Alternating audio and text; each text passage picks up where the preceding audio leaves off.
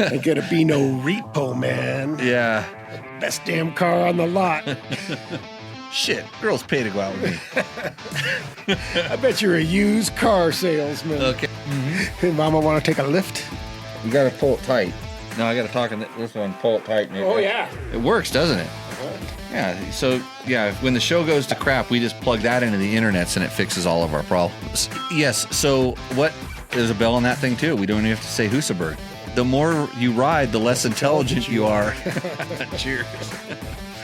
So, the Reposado. What? You do it like that? No, this is sipping stuff, Mark. I sip nothing.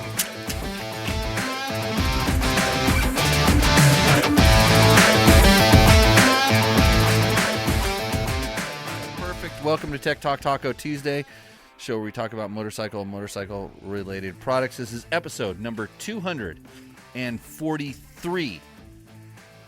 My name is Jimmy Lewis, washed-up ex-motorcycle racer, former journalist. I used to run a motorcycle school, and now I'm trying to quit being a race promoter and just go riding all the time because that's more fun.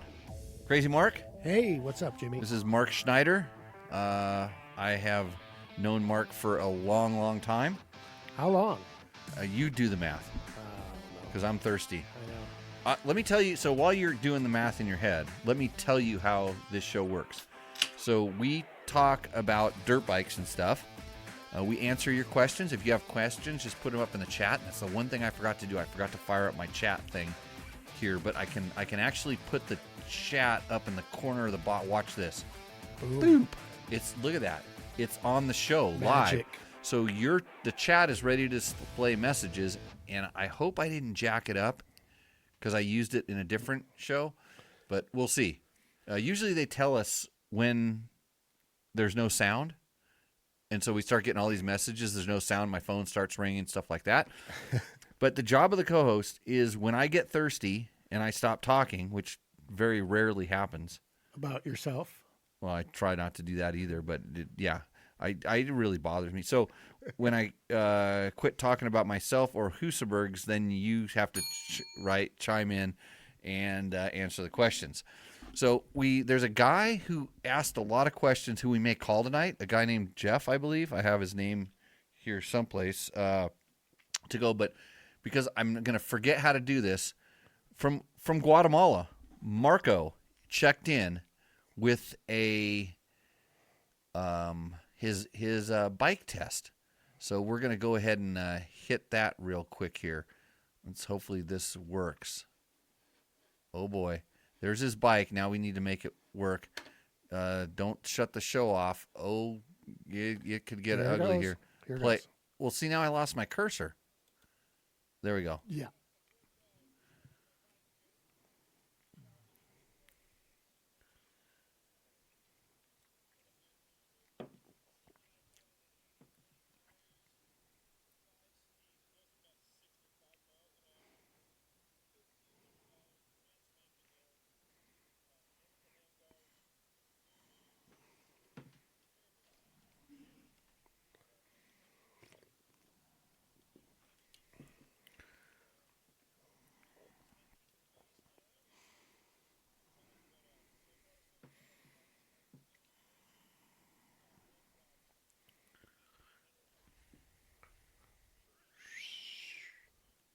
I think he needs to get out of the wind. I love wind noise. Yeah, wind noise is everybody's favorite. Audio. This is the thing. Is audio is what makes a podcast go bad. He needs a foam thing on his mic. Right. You called that out here, Mark. Audio guy who spins vinyl at the local establishments in Bend. Yeah, Yep. a little bit. You want to plug dabbling. You want to plug your show? Yeah, it's kind of on hiatus right now, but I do vinyl Monday nights at Immersion Brewing, Bend, Oregon, and love those guys. They got great beer. I would go there. Mark spun some vinyls, some punk rock classics. The last time I was up there, I think he played part of the soundtrack from Repo Man. Oh, Yeah, can I ding it when we do a Repo you- Man reference tonight? I think we should change that from Husaberg to any Repo Man reference during the Could be a good drinking game. during the show. Yeah, could be. Know what I mean? there was some people over on the YouTubes that came and said, I've got to get this thing set up. I got to escape this. I got to make that thing go away. And I've got to, I got to make a tab that shows me if people are asking questions on the restreams. We'll see. If you already asked, I'm going to put it up here and see. Let's see. So somebody said something, but it's so small I can't see. Hey, Brap. I think that's what he said. Brap. So that's so anyways, ask your questions in the restream chat. Tonight we're going to talk about pistons. The amazing hand rev. We got Marco's video, which we just said. So Marco he told you how much it cost. I wasn't paying attention. I was trying to fix some stuff during the show. $1,500. $1,500. 14, 13. He's going to do a $1,500 Chinese bike test from Guatemala, allegedly. Is that a retooled ATK?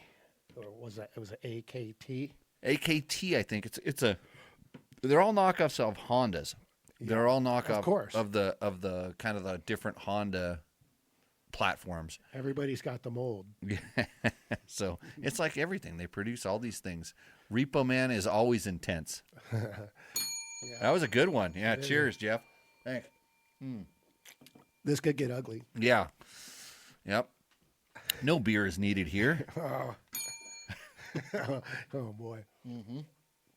Okay, but we will get to the motorcycle stuff as needed. But first, I wanted to read a letter that we got. It says, "Hi again. Just wanted to know if you received my previous email. I'm trying to find out if you have any sponsored options available on Dirt Bike Test. Says, thanks, Emily."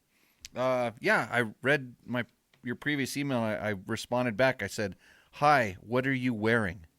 Ooh.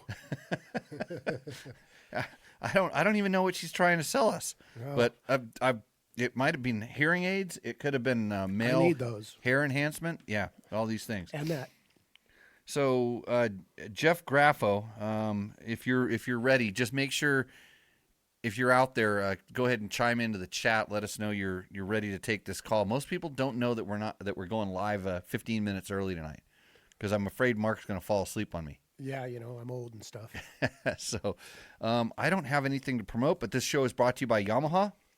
Go check out your all your Blue Crews at your Yamaha dealer, and they have announced an extra round of their Blue Crew Invitational Series in 2025. They're going to Glen Helen Raceway in March. May is Redbud. June, Oak Hills Raceway. And November, Monster Mountain MX Park. So they added an event. There it is. And on every Sunday says, "I'm here." I think that's Jeff. So, Jeff, I will probably give you a call.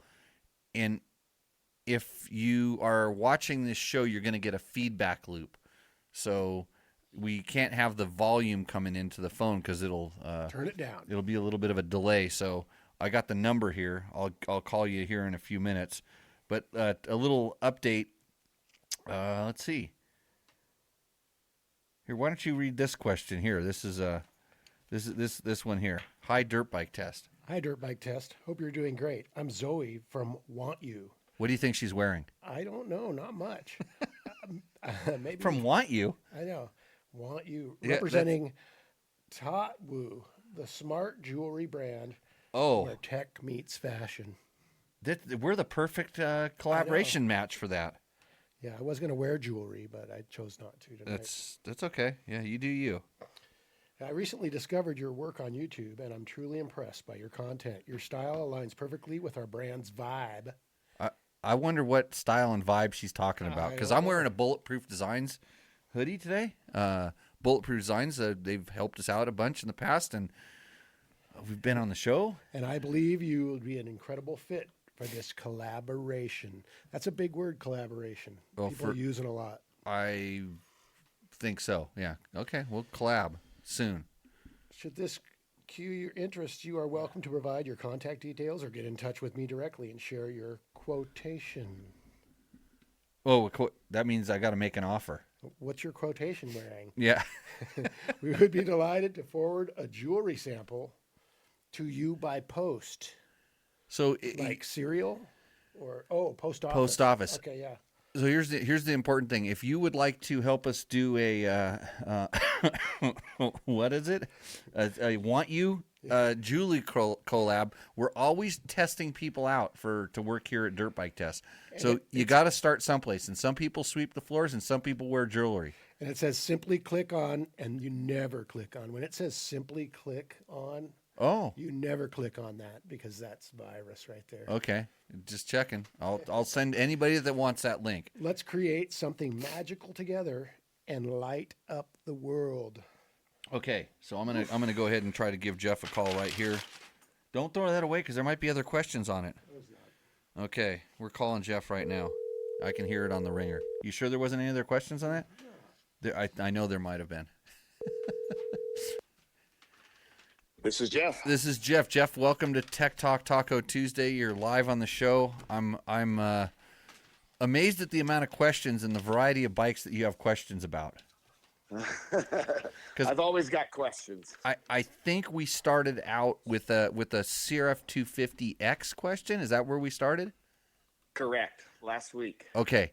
So I was a little confused because when you first started asking, it was a CRF 250X.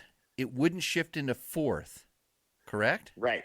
Well, it felt like it wouldn't shift into fourth. So when I was riding it, I was test riding it from somebody I ultimately ended up buying it from. And when I was riding in third, I would shift to fourth, let the clutch out, get on the gas, and I felt no power to the ground, and just all I'm getting is just a high rev. And so it immediately felt like, it's not shifting to fourth; it's just staying in third. Okay, so we're gonna stop there because when you say it didn't, because I always just kind of break things down on the information I'm given. So it wouldn't shift into fourth. So the first thing is like bent shift forks, and Johnny Campbell is here, and it's like, yeah, but that doesn't really happen that much. It takes some pretty big slams, upshifts or downshifts to bend shift forks. But if you're buying it from some dude, and there's a reason why people sell bikes sometimes. It's like, it kind of shifts, but maybe in the test ride. What about a clutch failure? Well, or that the clutch, the plates are kind of warped and a lot of stuff. So it's just, I don't know why it would be any better in a third or fourth or fifth, as far as shifting. If it doesn't disengage, it doesn't shift good really in any gear. I could see the speed of the gears having something to do with it, how fast they're spinning.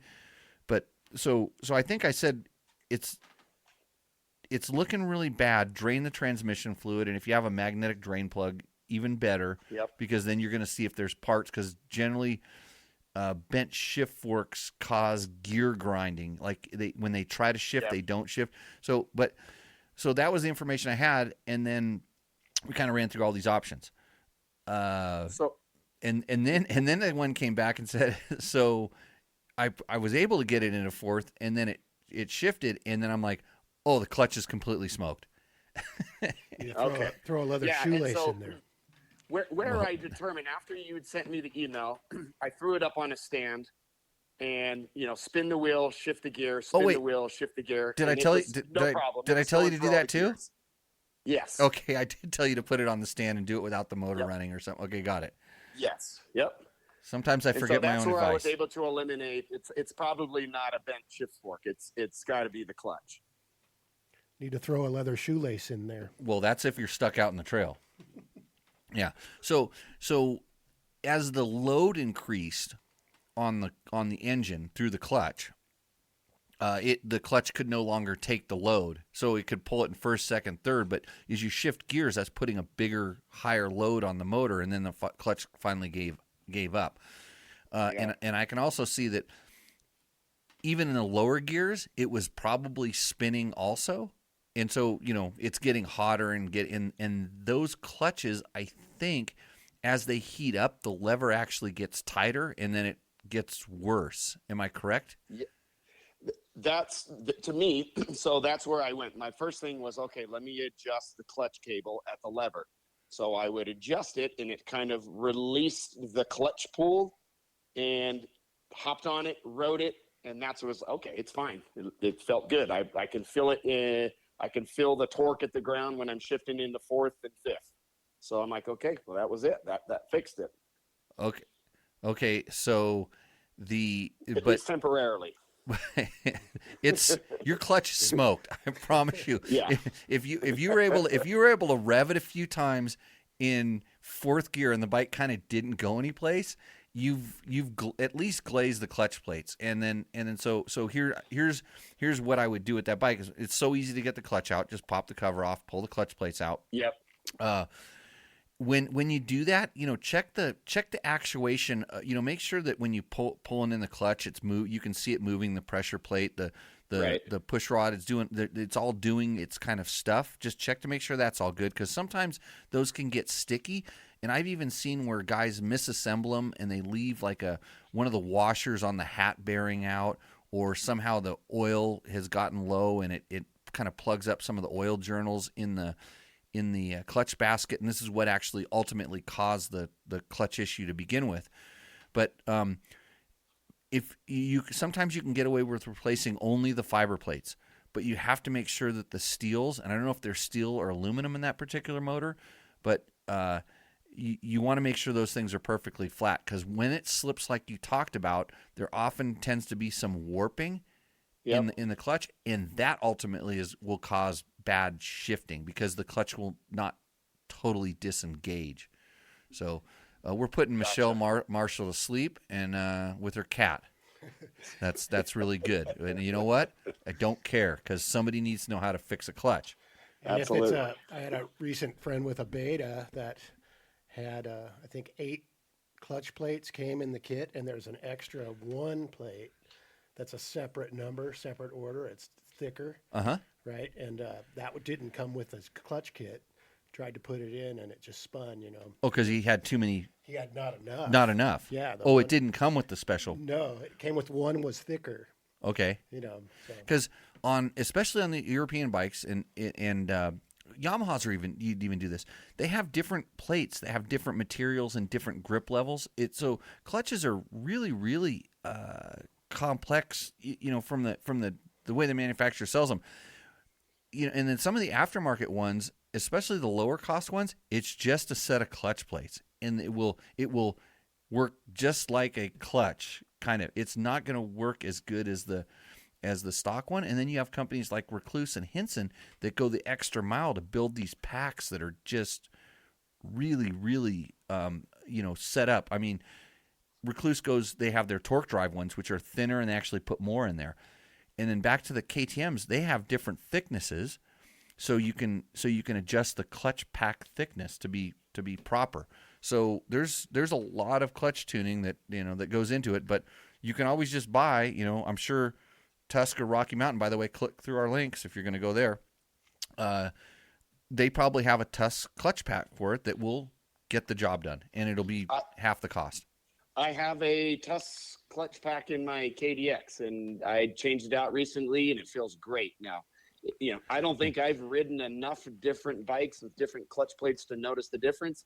So for me, it's like, yeah, you know what? It's $60-$70. Why not? And that's, in all honesty, that's kind of where, if you're taking out one that's kind of smoked and you're putting in like the Tusk one, it's a big improvement, because you're getting something that actually works. Then if you want to go 10/10, then you replace it with OE stuff, and that's like I always say. I mean, you're never going to go wrong by putting OE stuff. And then if you're going to the aftermarket for more performance, I always say ask yourself what you're trying to get and determine whether that product is going to deliver it. And with a clutch, it's usually kind of certain kind of engagement, certain kind of feel. If it's all stock, you're probably going to be okay. So, okay, that was question number 1. I wanted to just get to you that clutch is smoked. Yeah, if you really want to test it, just rev it up and dump it in like second or third, and you'll find out really quick if it's... No. The way to test, and here's the thing, the way to test a clutch is to put the bike in third or fourth gear, ride along in third or fourth gear on a good clear thing, and then roll it on, and then start dragging the brake. And as you drag the brake, the rear brake, by the way, as you drag the rear brake, if it doesn't start slowing the engine speed down, the engine speed stays the same, but you're actually slowing down, It's spinning. your clutch is bad. You should be able to overpower the pull of the motor with the rear brake, and it should bog the motor down. And like when you're doing this, you do not touch the clutch lever, because if you do, it'll rev right up. So anyways, okay, we took care of the clutch. Oh, and then if you're out in the trail and all of a sudden you find this is happening, first of all, check your clutch cable adjustment, because sometimes the cable, it tightens up or it backs out or it does something funny. I've seen cables fray and hold the clutch partially open.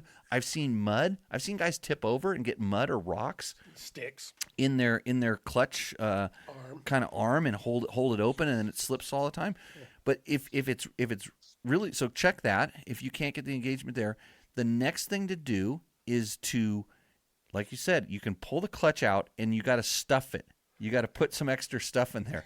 And so that's where that leather shoelace thing can come in. Yeah. Like some sort of a piece of string. I have before taken a fiber plate and broke it because it was so cooked. It was hot. They were brittle. Actually, the guy sitting next to me last week was the one that made the clutch that hot. Weird. Yeah, I forgot about that. And I'm calling old Johnny out on this one. So he had a clutch, and actually I didn't even have to break it. They were kind of broken inside the basket. So I took the longer half plates and stacked them up on top of each other and made a back to the truck. Made a space. Oh, it was because the clutch wouldn't engage anymore. Right. It was just, we just locked the clutch up, bump started it, and rode it back to the truck. Yeah, or actually jam shifting. Actually, we rode it to a place where we had a clutch. Amazingly, for this particular bike, because we had these problems before, so we started stashing clutches. Gas, oil, and clutches. Yeah. Okay. Next question, Jeff. Yep.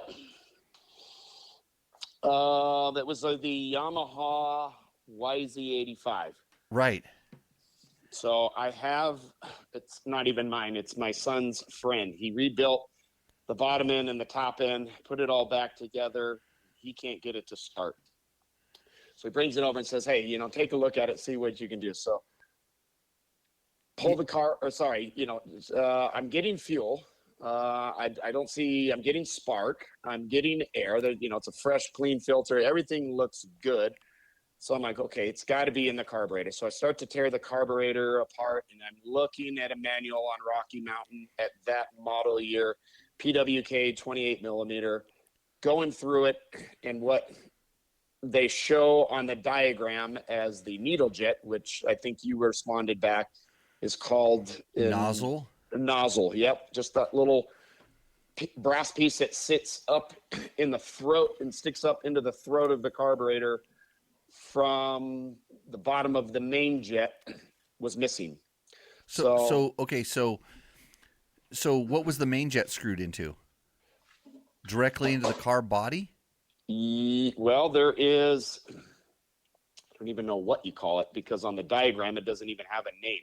It's the main jet is screwed into the bottom of, it's another copper piece and has the little small little holes in it. I don't know if it's that's kind of the that's the nozzle. So basically the nozzle, it's usually installed like you would take the slide out and you would drop the nozzle down into a bored out hole in the carburetor, and Correct. then the main jet then screws into that, and that's what keeps that assembly kind of all kind of held together. Then it's two pieces, the main jet. Then the main jet sometimes has a splash guard over it. Then it must have a splash guard, and then the main jet screws into the bottom of it, and then the nozzle slides into that bored out hole. Right. Yep. So it's missing. It's that thing's completely gone, or there's different. It was completely missing, and so I'm looking on Yamaha's. On Rocky Mountain. I'm looking at the OEM parts for that carburetor, different model years. It's there in 2004, but in 2005, 2006, 2007, it's not part of an OEM part in that carburetor. But then it shows back up in 2008 and 9 and 10. Huh. So Yamaha was like, and I mentioned this also, Yamaha was notorious for making small carburetor changes all the time. They were always playing with jetting and different things. There is also that maybe they were offered a lower cost carburetor that potentially had the same performance, and then maybe that wasn't necessarily the case. So I can see this changing, and then there are also, and like I said, if your carb matches the diagram that that you're looking at, like okay, that's my carb, it doesn't have this. It should run that way properly, but unless you'd have to talk to somebody who was racing those bikes and knew a lot about tuning them, whether there was a good carb quote gears and bad carb, this applies to other bikes, lots of other bikes that I've seen, especially used. There's a lot of knockoff carburetors on there. You can go on to eBay or now, I don't know, Temu. I haven't even been to Temu yet. I need to go buy a motorcycle on there. I want a $3,000 KTM 300. That'd be fun. But you can buy these carburetors. Some of them are really good. In fact, on the four-stroke, the YZ450s and KTM 525s and stuff like that, those carburetors are wearing out. And the Kian ones, if you can get them, are like $1,300. I mean, anywhere from $700 to $1,300. And so what people are doing is they're buying the knockoff carburetors, pulling them apart, and putting all of the hardware, the precision parts out of their Kian into this one. So. You think they were the same manufacturers for those little parts? And you never know. I mean, it could be the same. It could be coming out of the same factory. Yeah. The parts. You just don't know. Just a different body anymore. So, were you ever able to get that thing fixed, Jeff? So he brought me. I asked my son. I said, "Hey, call your buddy. Tell him to look around his garage floor wherever he was disassembling this thing. Look on the floor. Can you find that part?" He says, "Well, I've got a rebuild kit. I've got a cheap Chinese carburetor that I bought online." So he brought all of this over. There we go. Yep. How did I know this? He brings it over, and sure enough, the nozzle piece is in the knockoff carb. I'm like, oh, great, So I take it out, and I've got to reassemble the Kian one. I'm actually going to take the rebuild kit and put all new clean jets and make sure, because I didn't look at the size of the jets. I'm just assuming. Who knows what, how long this carb's been in this bike and who's done what to it over time. So I'm gonna take all of the rebuild kit jets, put it in there, take that nozzle piece, put it in there, and put it back together and see if I can get it to kick over. Yeah, if you put it back together with that stuff, I think that's right. I mean, when a nozzle's missing, it doesn't have the suction. I mean, it has kind of the suction, but it can't draw it up the knot. So it just creates more pressure. It's a tuned suction out of the out of the bowl. So yeah, everything. Carburetors are amazing. I hate them. I don't ever want to work on one again. I like fuel injection. Yes. Let's get rid of the carburetors. So less Yamaha, more Schneider. You got some fans out there, Mark. I'd look at that. Your fans. You know what? If now back to Schneider. If those guys keep commenting, we'll go over 100 comments and we'll get a little star. Okay. We can put a little star on our thing here. Gold or silver or bronze? Well, I don't know. We'll find something around here. I'm gonna go with the light. The light. Look out. Well, it's got silver on the label. You can pour a little bit of that for me, Mark. I have a glass right here. Where's my glass? So, Jeff, did we answer most of your questions? Yeah, I think so. I posted one question on YouTube. I think it was the latest review of the RX, and I actually asked the question to you and Johnny last week about the 450X. If now California is going away from the green sticker, does Honda potentially redesign their X? And you said, hey, just go with the RX, right? Yes. So there's a bell on that thing too. We don't even have to say Husaberg.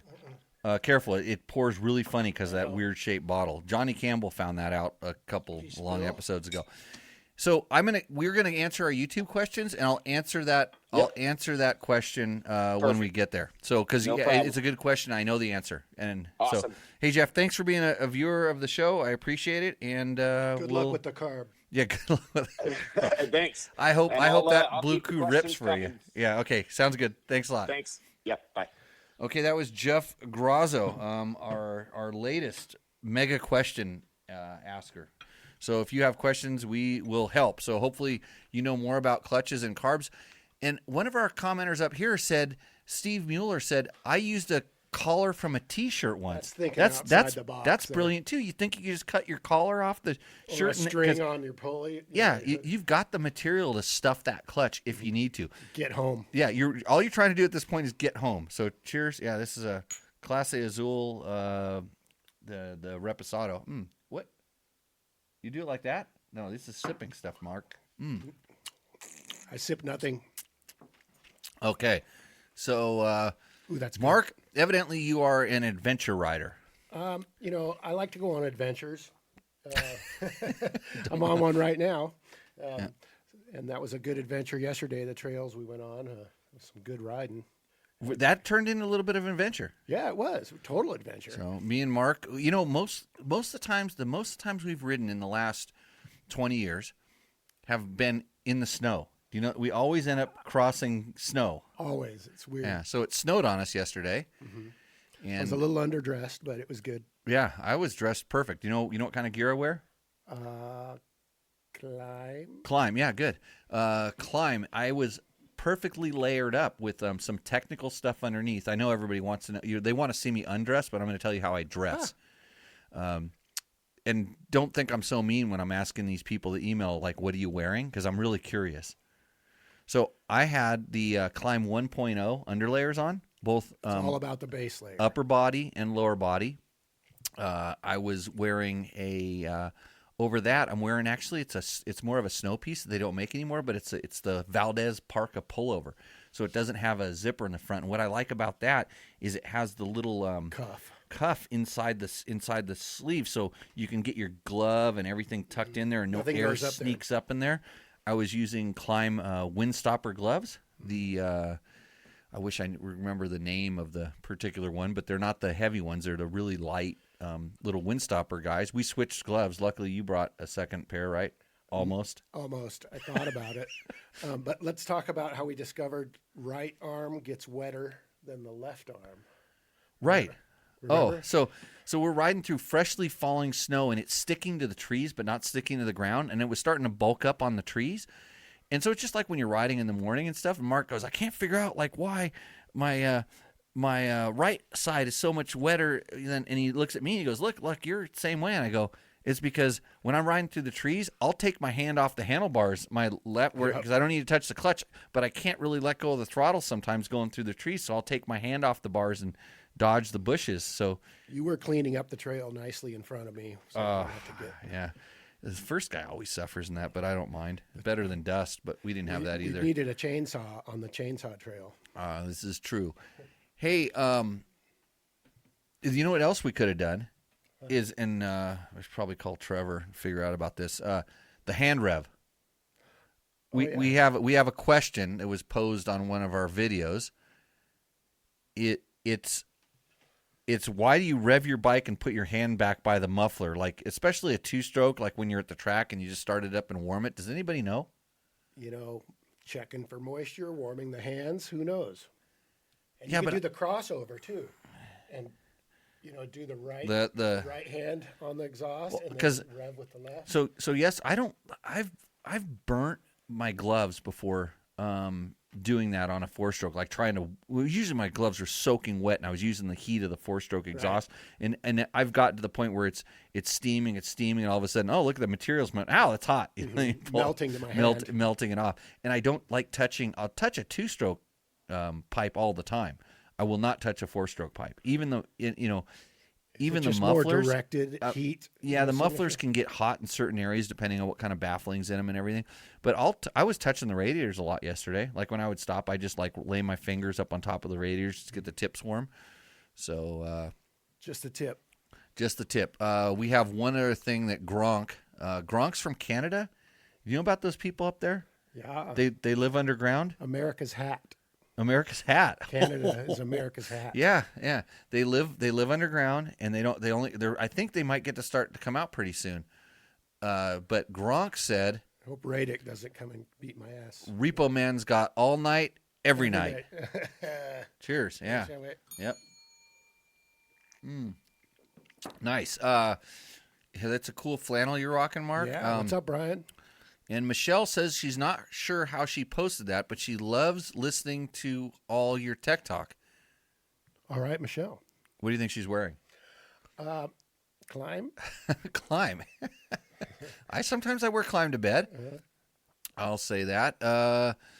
Hey, Jimmy, you want to hear about adventure rider Mark Schneider? Okay, yeah, I do.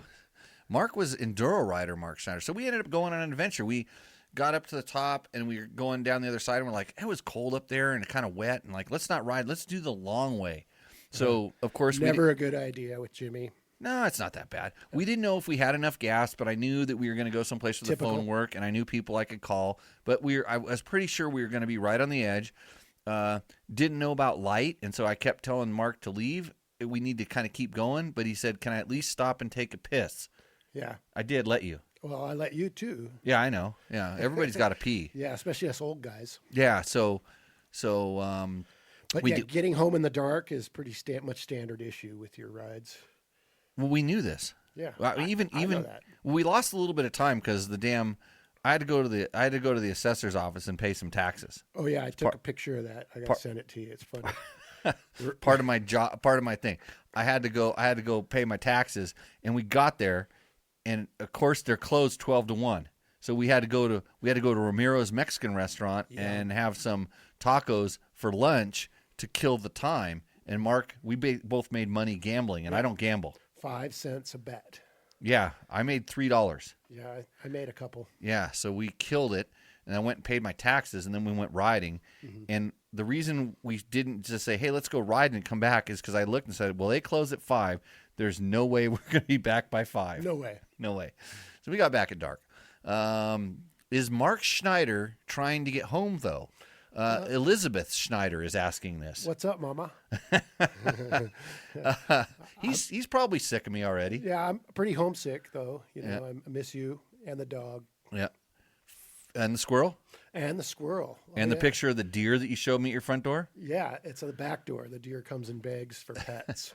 And yeah, let's talk about... Moto packing fishing pole. I don't know. Dude, we did that on quads. We went fish bapping. Remember that? Fish bapping story. Here we go. No, we're not telling it. Oh, it's a good one. Well, if people want to hear quad, I mean, this show can degrade to anything. Yeah. And me and Mark went on a 4-day adventure on quads over the Rubicon Trail. Yep. And we camped in the best spots. We were the only ones that were catching fish. Yep. And the Jeepers were pissed off because quads those times were like insects. They were like the hated side-by-sides of today. Yeah, side-by-sides of today, except just worse. I mean, we were riding those retard chariots like kings. Yes. And I think I was the only one that didn't have it. It was right when 4x4 on quads was coming out, and I think I had the only 2 rear-wheel drive quad. Oh, okay. Yours didn't have 4-wheel drive. Yeah, because I know we had a Suzuki that had like a whole shifting pattern thing. And we learned a lesson about putting butter in your ice chest. You remember? Oh, everything was destroyed. Everything in our ice chest was destroyed. I think the beers were opening up themselves in there, and anyways, good times. So you're fishing all the time. Yeah, I love to pack my little packing fishing pole when I go like on adventure rides and overnight and just go by the stream, catch a couple fish, cook them over the fire, eat like a caveman, you know? Yeah. Inversion glove. Inversion glove was the climb glove I rode. That's right. I should know Brian. these things. Thanks. Yeah. Atomic Moto. This is Brian? Yeah, Brian Price. He's a Bend local, running out his Atomic Moto out of Bend. Okay. Good deals on, Shout out to Atomic Moto. Yeah. If you're in Bend, around Bend, need some help, especially if you're an adventure rider just cruising through. I go to Mark's house because I know I can get my moose that was improperly installed repaired with a we just took a knock-off tube, tires, right? new tube, yeah. Yeah, we came out like kings that time. On the Cove, yeah. Inversion glove. So yeah, the climb inversion glove. It's it's my favorite. Michelle, she's back. All right. What type of GPS tracker would you recommend? I do a lot of Arizona and California desert riding, looking for something that is easy to swap to different bikes. Michelle, were you the Michelle that was watching the show back when we used to do it more regular? Back like I don't know, a year ago.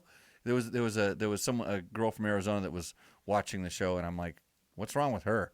What do you think? InReach? So that's the question. Are you looking for a GPS tracker, or are you looking for a GPS unit like a Voyager, Voyager Pro or a Garmin, some sort of a Garmin device? Are you looking for something that you can load track logs in and follow it, or are you looking at something that sends up your signal to the satellite and tells other people where you're at? Two totally different things. Yeah. Now Garmin has one that's all in one. So I don't know the numbers of the Garmin stuff. Frankly, I hate Garmin stuff, kind of like I hate Apple stuff, because they have their own call it operating systems. And I mean, I know how to use an iPhone and I understand this, but you can't get in. Tracker logs. I'm going to say if you're looking for a motorcycle specific GPS that's easy to swap, you do a Voyager Pro, and you mount it on a RAM ball, and then you use a RAM mount, or actually even better, the double take mirrors new setup can clamp onto the RAM ball that you can bolt on the back of the Voyager mount, and you want to use the aluminum dock, and it's not cheap, but it's the simplest one to operate once you're using. And if you're riding with a couple people, and this is what pushes the Voyager over the top, if you're riding with a couple people and you both have units, you can use buddy tracking, and you don't have to stop at turns, because if I'm riding in front of Mark, I can literally leave a track log for him. His unit picks up exactly where I went, and he can follow the track log actively while we're riding. And if it's a group ride, you put one in the front, one in the back. Yep. And make sure.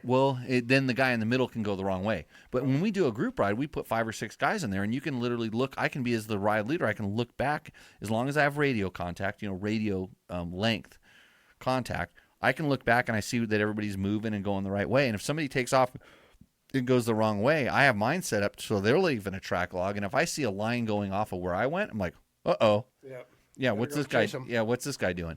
So if you're not going to use the buddy tracking, the Voyager becomes a little bit on the pricey side overall. You can buy much cheaper units. You can actually, if you can take your old phone. Avenza. Yeah, you can use Avenza. You can use Gaia. You can use all these different apps that are literally free. And at that point, there's not a real reason to have a motorcycle GPS. And if you take the time to wire your bike up properly, you can also check your coolant temperature with the thing.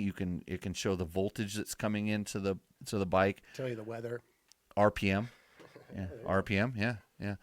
So hopefully how that hot your muffler is. Well, yeah, you can put a temperature. The temperature sensor can go to anything. Yep. So Ski Bum wants to know, DJ Rollin' Dust hits the vinyl too. I see him catch a fish. Yeah, that's my DJ name, DJ Rollin' Dust. And so that came from actually riding. And when you're flat out across a valley and you. Oh, it's not because you're not sprinkling some of the stuff on top of the stuff inside of the thing. No, it's the twisties. You look in your mirror and all you see is a dust cloud. Dust cloud. Okay. You're rolling dust. Right on. That's. I've met Dave and Carol before. They came here. They were on a little ride about. They were kind of doing what you're doing, just wandering around. Yeah, they showed up in like a cab over thing with the bikes, and I think they're actually. You know what? I think they were actually in a U-Haul van because they had a problem. Yeah, I think they rode down and U-Hauled back. Okay. Rode from Bend to Vegas area. Yeah. That might be it. Dan Kibble has a question. What does he want to know? Can you read that? No, barely. He's in Austria. Mm-hmm. You can get a low mileage African Twin KTM 1090, 1290 for around $6,800 and KTM Tenere for around $8,100. I tried to make the text bigger. I'm going to try right now one more time here. Hold on a second, because I see you don't look like Logan. There we go. Look at that. What a technical. Wow. He's just looking for a bike and looking for a deal. What's the best read his deal? question. Does an AT or a KTM 1090 with suspension sorted hold a candle to an 890 or Tenere for adventure riding, not enduro for an expert level rider, or spend the extra on the Tenere. In Australia, Austria. Austria. Well, in Okay, Them is that long- Austria or Australia? I know which one it is. It's But it's Australia, isn't it? hey, you've gotta realize that we're dumb, and you give us 3 letters, and we're just gonna run with it. Yeah. The Aus, Long transport sections, meaning lots of tarmac. tarmac, yeah. Yuck. So Pavement is lava. okay, so here's Jimmy's take, and this is no bullshit because there's so many guys out there that just when they open their mouth, especially on the YouTubes, that just diarrhea. That's a big giant turd.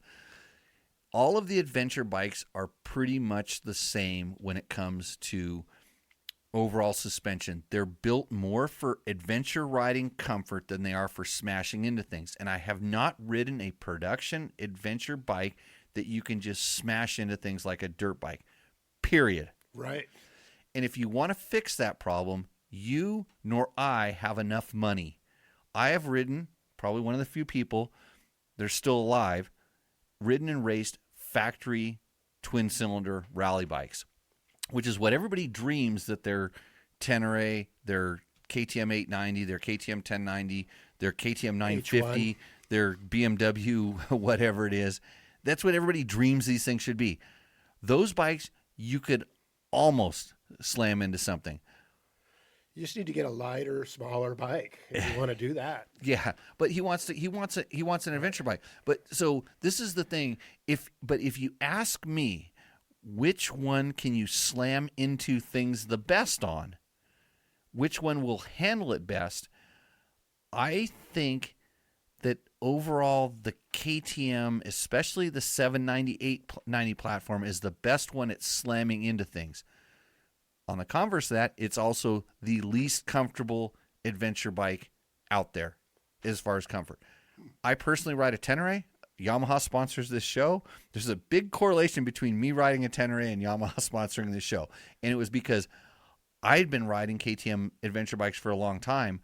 I couldn't get along with that platform. I rode a Tenere and said, this thing's bitching. And because it has just enough bottom resistance, and I can ride it just that much more aggressive. Plus, there's not a lot of buttons, and it's just so analog simple. It just works. And then I fought a lot with the KTM 790 at the time. I still do with the 890. And so you go to Africa Twin. The Honda fits on the more comfortable side of the spectrum. We have some videos up on Dirt Bike Tests where we talk about Africa Twin. We haven't done one for a while. We did the Transalp 750. We talk about that. They tend to be a little bit more on the comfort, less in the smash into things side. And like I said, none of them smash into things that well. It's all suspension, really, right? I mean, it's most of it. And you just, I mean, they're street bikes. They're street bikes, and they're trying to use suspension components that just don't have the.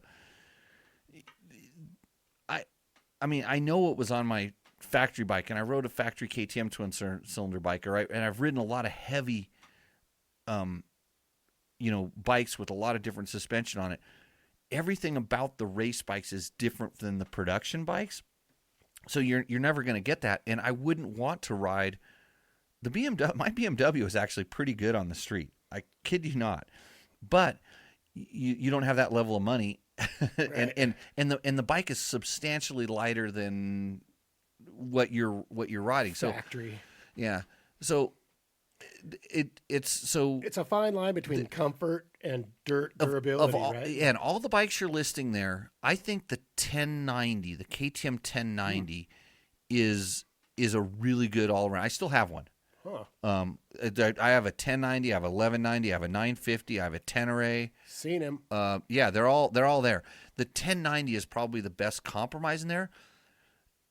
And the good thing is it's freaking fast compared to a Tenere or a KTM. The 890 is actually pretty close to the 1090. What about the 990 SE when that came out, the Super Enduro?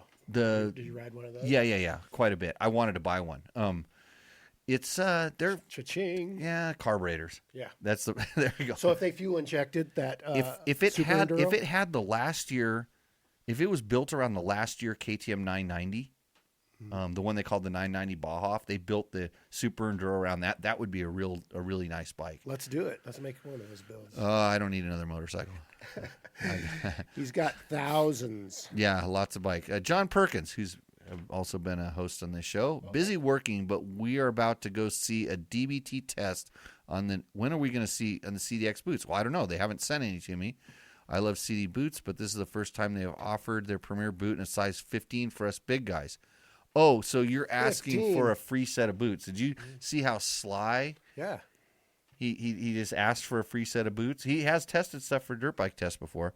He could potentially get a set of size 50. You know what? You're gonna need an extra John, cow. if I ever saw you that much, he actually loaned me his little kids, to test our little TTRs. There you go. Yeah, they just rode them, and it's like, hey, you need to do photos, and they just rode them, come over here. And they just kept riding, and then he stopped them, and then they cried, and he says, you got to go nearer the camera, and then he took off and rode, and I got run out of gas. I got a couple Reminds me good of my photos, childhood. and we answered Michelle's question. Thanks a bunch. Hopefully, yeah, good. I like that. Mike Kamet, remember KMET? Oh yeah. I don't know if that's what his name comes from. Little bit of heaven. 4.7. Atomic Moto's the bomb. They are. They got some good prices. You read that. Dude's the moto boot guru. He is. He loves his boots, and he loves doing tutorials on there. Worth going to Ben for them. Bought a couple pair there, and the beer and the riding. The beer, they got like 25 breweries in the county. Holy mackerel. Yep. So Ski Mum says, Yes, Jimmy, you generously provided some shade and a piece of cardboard for walks to change our tires. Everybody needs a man to change the tires. Jimmy tried to get me on the Rabaconda, but Mark was walking around here going, dude, do you need help? Because I'm like squirrel brains and running around like going all different directions. Do you need help? And I said, well, I got some tires to change. He's like, mooses, I'm not very good. yeah, I don't have the experience that you do, but let's see. Dan Kibble says, not sure if you got the Tenere World Raid in the USA. No, we didn't. But maybe that's the halfway point between the KTM's aggression and the Africa Twins' comfort. It's the balance of safety and comfort. Cheers for responding. Hey, Dan, that's why we do this show. If I had ridden the World Raid, I could tell you this, but I don't know. I haven't. Would like to. Yeah. Oh no, I like to ride it. On my personal Tenere, I was happy with the stock suspension, but I did some suspension testing and development for TourTech, and TourTech has some options for rear shocks, and they have I think in mine right now, all I have is a fork spring kit, and did some testing for them, and we have a really good setting. The shock I'm running, they have, if you want to smash into stuff, they have a shock for that. And if you want a really comfortable one that has extra bottoming resistance, they have one of those too. And then I helped them. We altered some of the settings for this fork spring and oil level and stuff like that. So Ski Mum wants to know. Oh man, how did we meet? I think it was when and where did you two meet? First turn, Mammoth. Your second. I was winking at you. Your second. While I was laying on the ground. Did you break 2 collarbones at Mammoth? No, I got knocked out the second time. Yeah. In the first turn on the 250 intermediate class. There, or it was like a Transcal or Golden State Series. And I think we just parked next to you a couple times. Yeah. You know, we'd park next to you at races, and we just kind of got to know each other. And then I may or may have not told you to come desert racing. Oh, dude, you wouldn't stop. Yeah. You wouldn't stop. Yeah. You and I don't remember. There was some of my friends were riding the family enduros, right? And some of the district enduros, that mostly was me. family I was enduros. district guy, and then you went and rode an enduro first, and then desert. Yeah, and it took a long time to do desert. I did enduros for a long time, and you're like, dude, do desert, and I'm like everybody you tell about desert. Like, how many guys start and go wide open across the desert to the bomb? The bomb, yeah, yeah, which is the most undescribable feeling in the world. It's to see it, to do a banner drop mass start. I tell you, there's nothing like it. Yep. It shuts your mind off.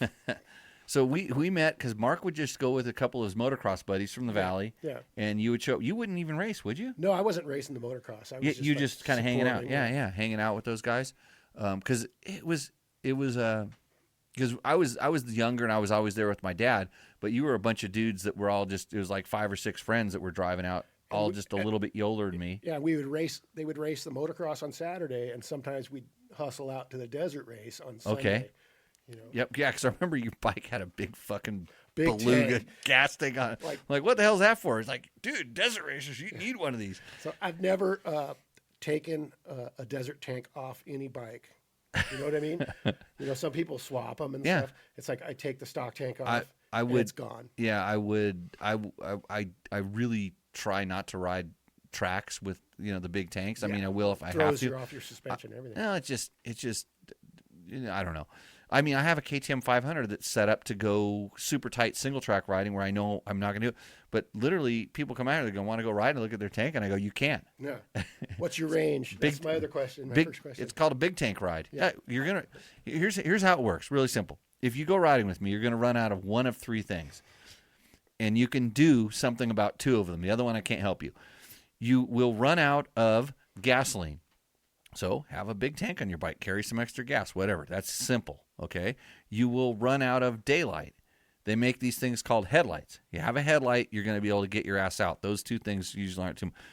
You will run out of energy in your body. I kind of saw it happen a little bit. Yeah. And then chode on trail. Yeah, and then that's on you. You should. I always say know your size. Yeah. Yeah. So yeah, we just met at the local Indian Dunes or at God, we're doing the Transcals Huron Cycle Park, and where else do they race those things? Did you drive all the way up to Marysville? Did you ever do those ones? Yeah, I think we did. And Sandhill Ranch. and then we were hanging out at the ranch over there in Somas, and we were making YSR 50 pipes in your garage. Yeah. Yep. We were welding up pipes for little YSR 50s. And Yeah, because Rodney had a couple of those things, right? me and John, Everybody had. We had a big gang of them. Yeah, and you were seizing those things up, going like we got them up to like 80 miles an hour with just a pipe. Yeah, and high gearing, and we'd go out on the Seizing them on the 118 freeway. Call me up the next morning, dude. They all seized, and I'm like, yeah, I told you that pipe. Like, you're not supposed to hold it wide open. Yeah. Yeah. Good times. Yeah, welding. I remember I was ordering up air cone. I was ordering up from Las Vegas. It'd take like a week for my. I go, oh, and then we changed the shape a little bit and changed something because you guys come Expansion back. chamber, Yeah, bigger and smaller. oh, we were killing it with Good those times. things. Bob Yellis says, hand purple blue piece. So I should call Trevor and find out about the hand revving. Yeah, I don't know what you're talking about, Bob. That's a robot. It's an AI. No, that's Bob. That's my riding buddy, and that's Oh, so Jimmy Tyler couldn't call back. We were trying to do a sound check, and we needed a monkey to answer the phone. So Jimmy Tyler, this is Logan's dad, has a good excuse. He says, I won't call you back because I know you're busy. Smart, yeah. Unlike my wife, I'm Always. surprised she hasn't called yet. Was actually out riding. That's the only excuse that we'll take on this show for not answering the thing. What happened to all of our repo man? Because I know. you know what, Jimmy? The more you ride, the less intelligent you are. Cheers. So ordinary people. I hate them. really. Okay, what do we got? Yeah, CD Crossfire. What do we got? Almost an empty. I know. Yeah. Where's the cooler? Did you run out? Yeah, that's Oh, it. jeez. I got other stuff here. We have that tall bottle of stuff. You're just supposed to sip it. Yep. I'm empty too. Here, you can fill that one up for me. I'm not having no more tequila unless you want to wrestle. Bob Yellis, Yeah. hand purple blue piece. I'll bet you that was an emoji. Yeah. Is what he tried to do. Yeah, Bob's special. And then Atomic Moto says, John, you just need to drive up to Bend, Oregon, and he's got all the CDs for you. And he's into boots. Does he have a foot fetish? Possibly. Possibly. Okay, because I know that's a thing. Heard about this. Anthony Zucca, A comfortable foot fetish. our How about electric bike expert, says most comfortable super budget adventure bike. KLR. The Swiss Army knife of bikes. Yeah, he got it right. It was his first thing. Air oil, GSA 1200 or something else. So if I guess what it comes down to is sort of that you cannot go wrong with a KLR. It just period. They keep going. Energizer it bunnies. does nothing great. It does. It's just a standard issue motorcycle with a big gas tank on it. It's got a big comfortable seat. It goes. It's durable as all hell. As long as it's not the diesel version. Yeah, we had a guy try to ride Nora on one of those last year. That's pretty awesome, though. For you got to give him props, right? Yeah, just for trying. Well, also a guy showed up with street tires on his XR 400. Ooh, interesting. Yeah, that's exactly what I saw when I saw this. Interesting. So, yeah, and then when you get in the used market, you can find some gems. I mean, there's a lot of guys that dump a lot of money into their adventure bikes. They buy all the latest, greatest, make some really trick bikes, and if you can buy that bike with all of the stock parts included, that's usually a big win. Because there's also somebody else that wants to trick out their older bike, just like yours, and you put those up on eBay, you can almost get half of your purchase price back. If I had more time, if I was almost retired, Mark, I would buy up used adventure bikes that are all tricked out, put them back to stock, and sell the parts on eBay. That is an awesome idea. Yeah. Well, thank you. Yeah. If I were retired. I'll sip it. Okay. Yeah. It's just I want you it's to a piss you sipper. off. Yeah. It's like candy. Bob says, I told you not to ask about the 690, Bob. Oh, you know this guy? Oh yeah, he's a riding buddy of mine, and always has a smile on his face. Yeah. It could be storming. Is he poking the bear? Did you preload this question? No, I told him my thoughts on the 690, but What are your thoughts? it's like probably a KLR on steroids, right? I mean, it's a little better of a KLR. What do you think about that? No, it's way better. Everything about it is way better than a KLR. Bam, there you go.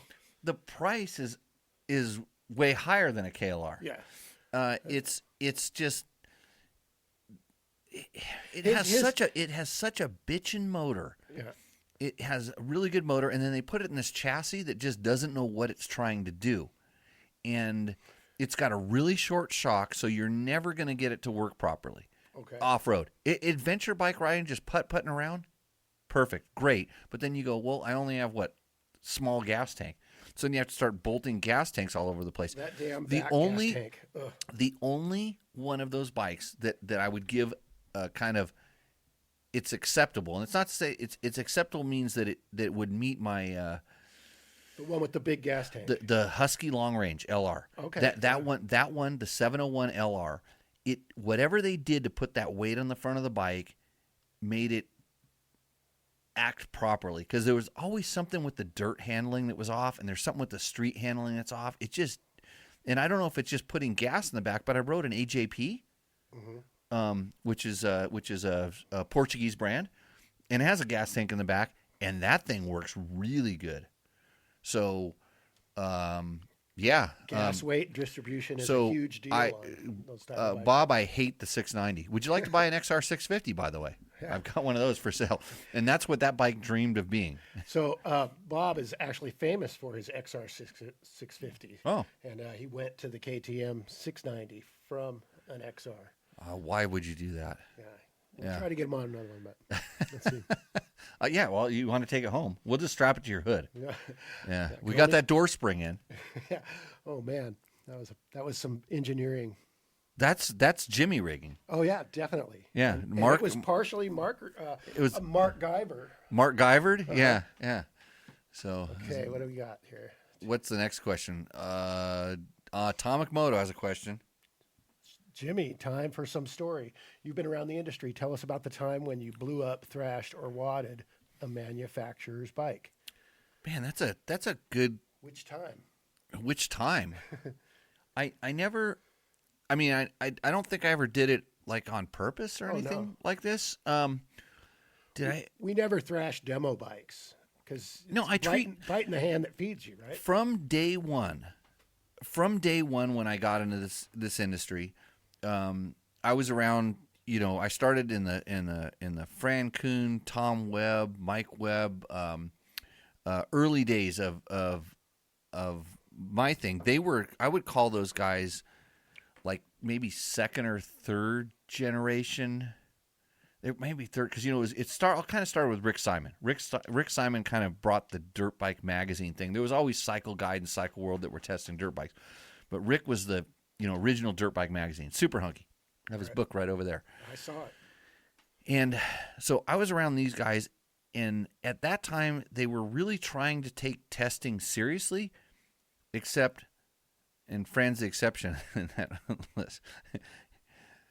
They didn't want to work. They just wanted to ride dirt bikes. Right. And I really felt like I'm one of those dudes.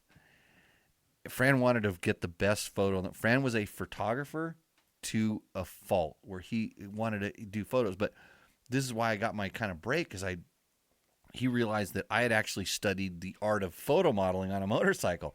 And so he knew that I could hit the same line. And so anyway, long story longer. What about the roost berm shot photo that you patented? No, I didn't. No, I stole that from Motocross Action. Did you? That was a shit. Lance Morwood was doing that back in the day. I looked at every magazine and I knew every Jimmy Hawley photo. These guys, Kenny Zart. I wanted to be those guys. I'm like, how do I get to be that guy on the cover of the magazine kind of thing? Probably like girls right now, they want to be on the cover. I still want to be in the cover of Motocross Action, actually. I just got to get myself an orange helmet. Yep. Jody just will not have it. Although, maybe when he's gone, I can slide in there a little bit. I got some ins, some of those guys. I can still bust a berm, no jumping. So, okay, so did I thrash a bike?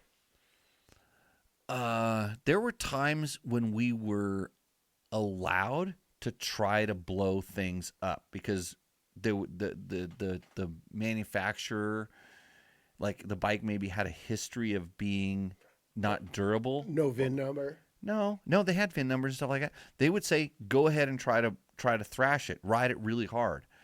But I treated it like it was my own, but we never did something stupid like let the oil out of it and ride it or just hold it wide open. Yeah. We would hold it wide open like, going down a road and like, can it blow up?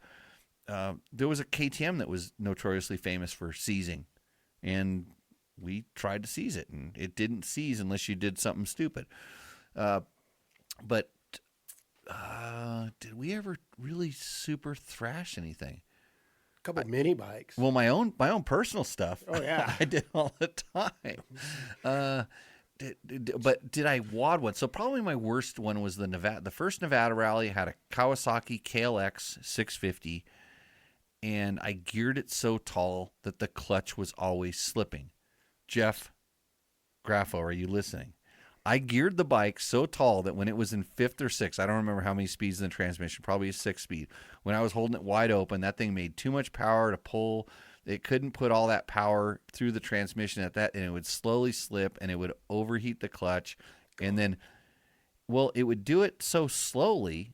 I mean, it would still go kind of fast, but the clutch material would then go into the motor and into places it shouldn't be, and then it would cause the motor to blow up.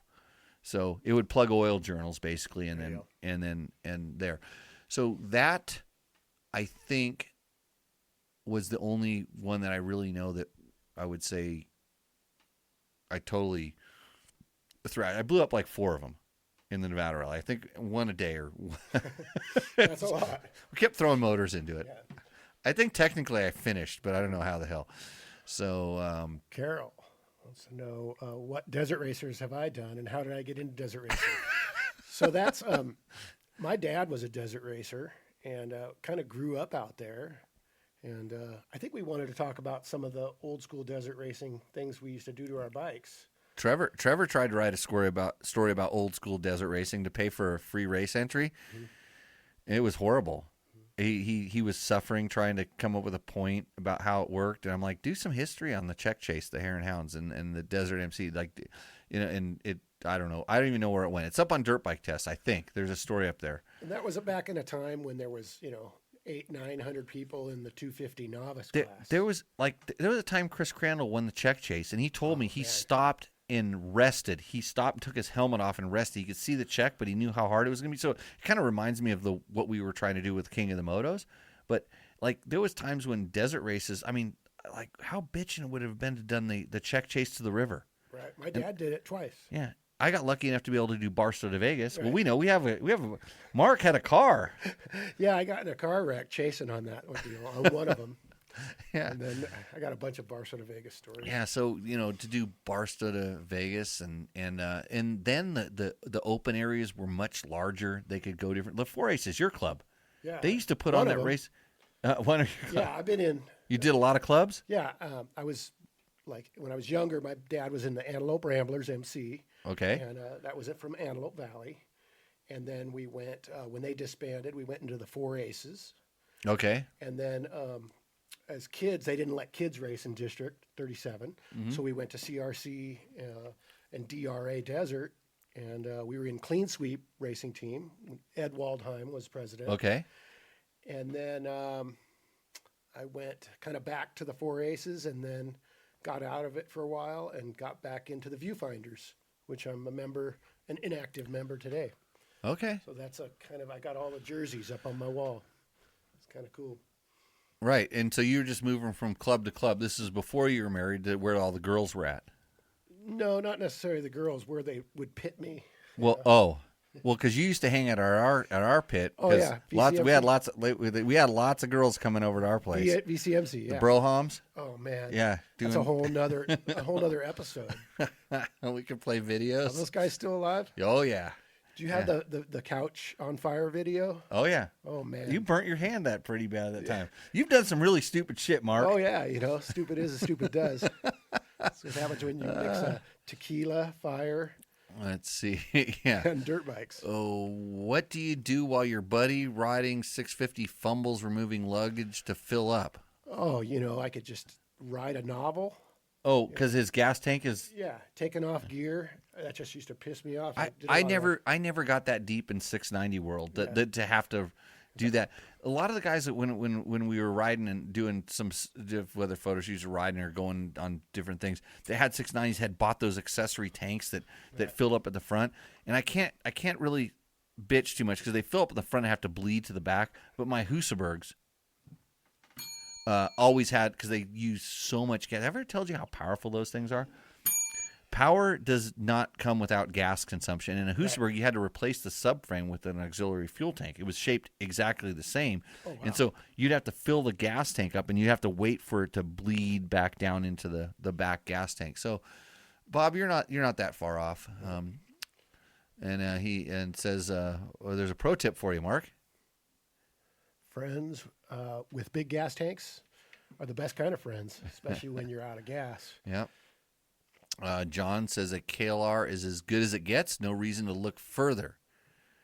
Let's see. Oh no! Oh, Gronk. Yeah. This is gonna finish this beer can's about to explode. Gronk says it happens sometimes. People just explode. Natural causes. Mm-hmm. That's awesome. We're probably that's one of the best lines. Yeah, it's pretty good. Let's go do some crimes. Yeah, well, be careful. Somebody be pissing on the floor again. I don't have any more beers left in this house. Oh, you know what? No, you'd have to go out to the shop. I have Montucky cold snacks. I got some out in my camper. Yeah, that's a long trip. So actually, we're not getting the emojis in. It's actually putting the texts in for those. Yeah. So, Mark Guyver, Adventure Rider. Yeah. Let's see. Dave Walks. Don't forget Dick Burleson and his trail tips. Yep. I remember that in the mag. What mag was that? It was in Dirt Rider. Yeah. Yeah, it was before my time. I got to ride with Dick a few times. And I remember I thought that because Dick's 8-time national enduro champion, and I always, because I grew up in the desert and we don't have big trees. But when I had the opportunity to like ride around trees, I loved hopping over logs. Like I really liked hopping over logs to a fault. Almost. And so I know exactly how big of a log I can go over before I do an endo, on the backside and all these different things.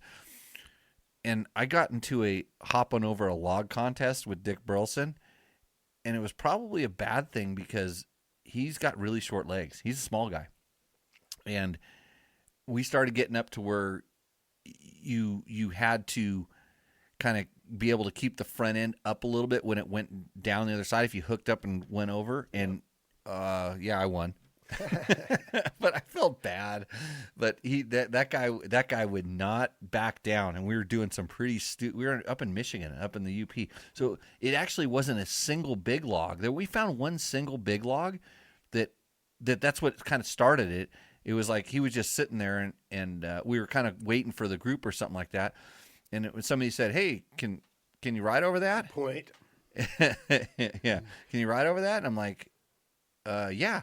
And it was for sure I was going to eat shit, but I pulled it off. And then it was like, then it was on. Because there was a couple, it was like a Moose Gear, like intro ride or something. AAs. There was some guys there. And you had no idea how much I'd practiced this shit. And then we got to points where there was like 3 logs stacked up kind of a thing with a good fall on the backside. And yeah, Leg breaker. I thought somebody was going to get hurt. Yeah. How about including myself. Snow-covered logs? We did a couple of those. It changes the game. Dude, how slippery are our logs here? Oh, pretty slippery. Yeah, I think Is that hardwood, mesquite, or whatever? Yeah, it's so hard it doesn't get sticky. Or like there's a layer between the bark. You know what I mean? No, there was no bark on those things. The bark was all peeled off. But Slick. you do not want to touch them at all, like with your front tire, because you're going sideways. How did you like riding my new bike? Dude, so 20, I want to talk 24. about this. This is actually pretty cool. So every single gas 2-stroke I've ridden is better than every Husky or KTM. Wow. In the engine performance. That's a bold statement. In Cotton. the engine, in the very first time I rode a gas 300 EC, I'm like, what did they do different? Like, what's different about this bike? And this was at a KTM intro it was a gas intro where they had all the gas. They wanted the media to come out and ride all the different gas gases. And I rode the 300 Enduro around. And I came back and I asked the guy who was now going to be in charge of the gas brand for the U.S. And I said, how come? I go, this is good. I go, what's different? He goes, it's exactly the same as the KTM. I go, it's not. Liar. And he goes, no, they're exactly the same. And I go, no, maybe I said, what's different about this? I don't think I told him it was better. He says it's exactly the same as the KTM. And I go, well, what's different? He's done nothing. So I go, it's different. So I actually wrote that. I said, they told me it was absolutely the same as the KTM. But I wrote that it had better throttle response, and the way that the power valve and everything worked, it was better. And after inquiring with somebody else that knew better, yes, there was some different stuff in there. It was a different ECU mapping, and I think there was something slightly different with the power valve timing, like a spring combination. And it was good. And so I've ridden the newer Husky, same year as yours, and the newer KTM, same year as yours. Yours is better. Yours has better. Snappy. Yours has better throttle response. I like it. Yeah. Did you like mine? Besides it sounded a little clapped out and rattly. You know, I mean. That was just the handlebar. That was that one thing up in the handlebar. But the power came on different. That's for sure. A little different. You seemed to wind it up a little more. It wasn't instant. No, it's really Smoother. slow. Yeah, it's like it had a flywheel weight or something on it. It doesn't. That's what it felt like. It's the way I have the power valve tuned, because I can't when I make it snappy with adjusting the power valve and stuff, and it'll never get as crisp as yours. It kind of deadens it, and then it kind of gets a little bit too much of a hit, and I don't like that. So yeah, no, your bike was good. It's suspension harsh initially, and then it moved too quick too far through the stroke when I would hit something. And bottoming was okay, but by the time it slowed down, it was too deep into the stroke. And if I hit a second thing, I wouldn't like that. I don't know if you notice mine is like it's got that kind of like factory level. That's that Kreft suspension. There's about $3,000 worth of stuff inside of that. Yeah, mine was M9. Darren Mees did my suspension. Yeah. So yeah, and it wasn't bad. Your bars are a little high for me, and a couple little things. Your seat was folded up because you got a big freaking tank on it, Mark. Big tank, Mark. Yeah, big tank. Which we needed every bit of it. I was on empty. Yeah, we were lucky. We're lucky we got to the gas station. What was the range? How many miles did we go? I don't know. My odometer didn't work again. That's right. And the hour meter. I didn't look. Yeah, my hour meter, my odometer. So I've got a really low mile 300 that has a lot of time and miles on it. It's the thing. go get the beer. So I used to have a commercial break that I could play on this show, and I know we could get it out there. Oh, what the hell? I'll do it for my old sponsors, but I'm going to get to the Jameson Moses, the helicoil or time cert. For me, it depends on the application. They're kind of the time cert would be the more Santa way if you have a precise way to drill it. I don't know. It's kind of what you have. Half the time, it's just the cheap, the cheap thread certs that I'm stuffing inside of things. Especially when it's small stuff. But it's application. I need to get some more time certs.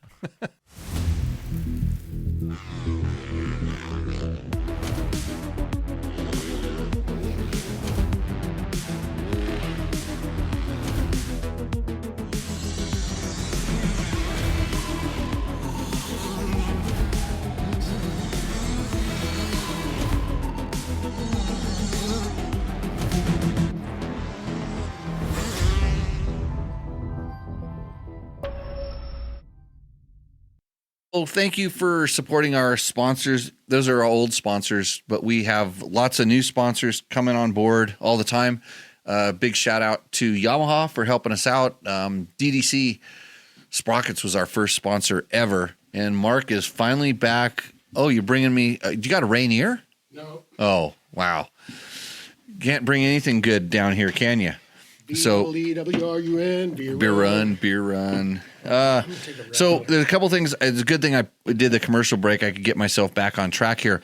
The one thing I did wanted to talk about, and nobody could explain the hand revving here. What the hello? There's a lot of stuff here. It's like Hellas lager. It's all they're all Hellas hops. All light lagers. Yeah. Okay, so I wanted to talk about some piston stuff here. And the reason is because I have these three different pistons from KTM 300s, and they have some different things done to them. So I'm gonna use my my special camera here that I have right over here. You know when the sound used to be bad on the show, Mark? We used to pull these things out, and we would we had three-way calling. Does that actually work? The line on the string, yeah. If you put it, I can put it like this. I can talk in it. You got to pull it tight. No, I got to talk in this one. Pull it tight. It works, doesn't it? Yeah. So when the show goes to crap, we just plug that into the internets and it fixes all of our problems. So, and right after that, we're going to get to our YouTube questions that I have called up here from the many hours of YouTube videos that you guys have consumed. That helps. Hey, really, go subscribe to our stinking channel because you have no idea how many times these people that want to advertise with us ask, how many YouTube videos subscribers do you have? And we have a very low amount of subscribers, but we have a really high amount of video watches, which doesn't make sense to them. And you know what that means? Money. No, it means our videos are actually pretty good. All right. Is this the one I want? I don't know. They're all kind of the same. I haven't tried any of these. This is from the world's oldest brewery. I've been there. It's in Munich, right? There you go. Brewed in Bavaria, yeah. I've been there before. When I was doing stuff with BMW. So, okay. So back to the pistons. Elizabeth Schneider says, this is the most motorcycle words I have ever listened to. Insert big eyes emojis here. Well, is she going to be out in the garage, like tuning with you pretty soon? I don't think so. You don't think so? Well, she'll be playing with her squirrel. She'll know all about pistons here in a few minutes. Mm-hmm. That's the way it goes. Sandy the Douglas squirrel. Sandy the Douglas squirrel. Okay. So I'm going to use the emergency cam here and show you. This is, so I kind of, you ever notice I have a lot of stuff? Mm-hmm. I keep things. So this is a 130-hour KTM 300 piston. This is the way it came out of my 2019 KTM 300 TPI bike. And so I'm kind of spinning around and showing you. And don't mind the don't mind the little scratches there. That's from probably like rattling around. But this was the stock piston that came out of the bike. I rode it 130 hours. And what I did was when I looked up in the exhaust port, I was seeing essentially this, and there wasn't a whole lot of blow by. There still wasn't a whole lot of blow by. And that's one of the ways I kind of judge how a piston's working. And if you look at this piston rings all the way around, it's actually doing pretty good. And then you get over here, and there was something that got over there, made a little bit of marks. Ring stick or what? No, I think it was probably just some debris came in there and got in there at From some the point. clutch. No, it can't. And a two-stroke can't get in there. That's right. There's no way it can get in there. But this is a 130-hour KTM piston. But you start looking down here at the skirts. It was starting to wear. And when I checked the gap of the rings, everything was really good. It probably didn't necessarily need to come out, but that's what a 130-hour piston looks like. And then we go to my two latest pistons that have come out. And so this one that I'm going to show you here is, so this is the one that was in my bike last time. So same kind of scenario. And this bike has, I have the weight written onto it. I have 9.2 ounces because I was weighing it compared to the Wiseco that I put in. These are Vertex pistons, by the way, all three of them. So this one got really, really hot. And this is the one, if you go on to our Tech Talk Taco Tuesday, we have a Today in the Shop someplace where I pulled this piston out. And they're happy that you clarified about playing with the squirrel. Okay. Yeah, it's important. So this is the one that came out. And then it got really hot.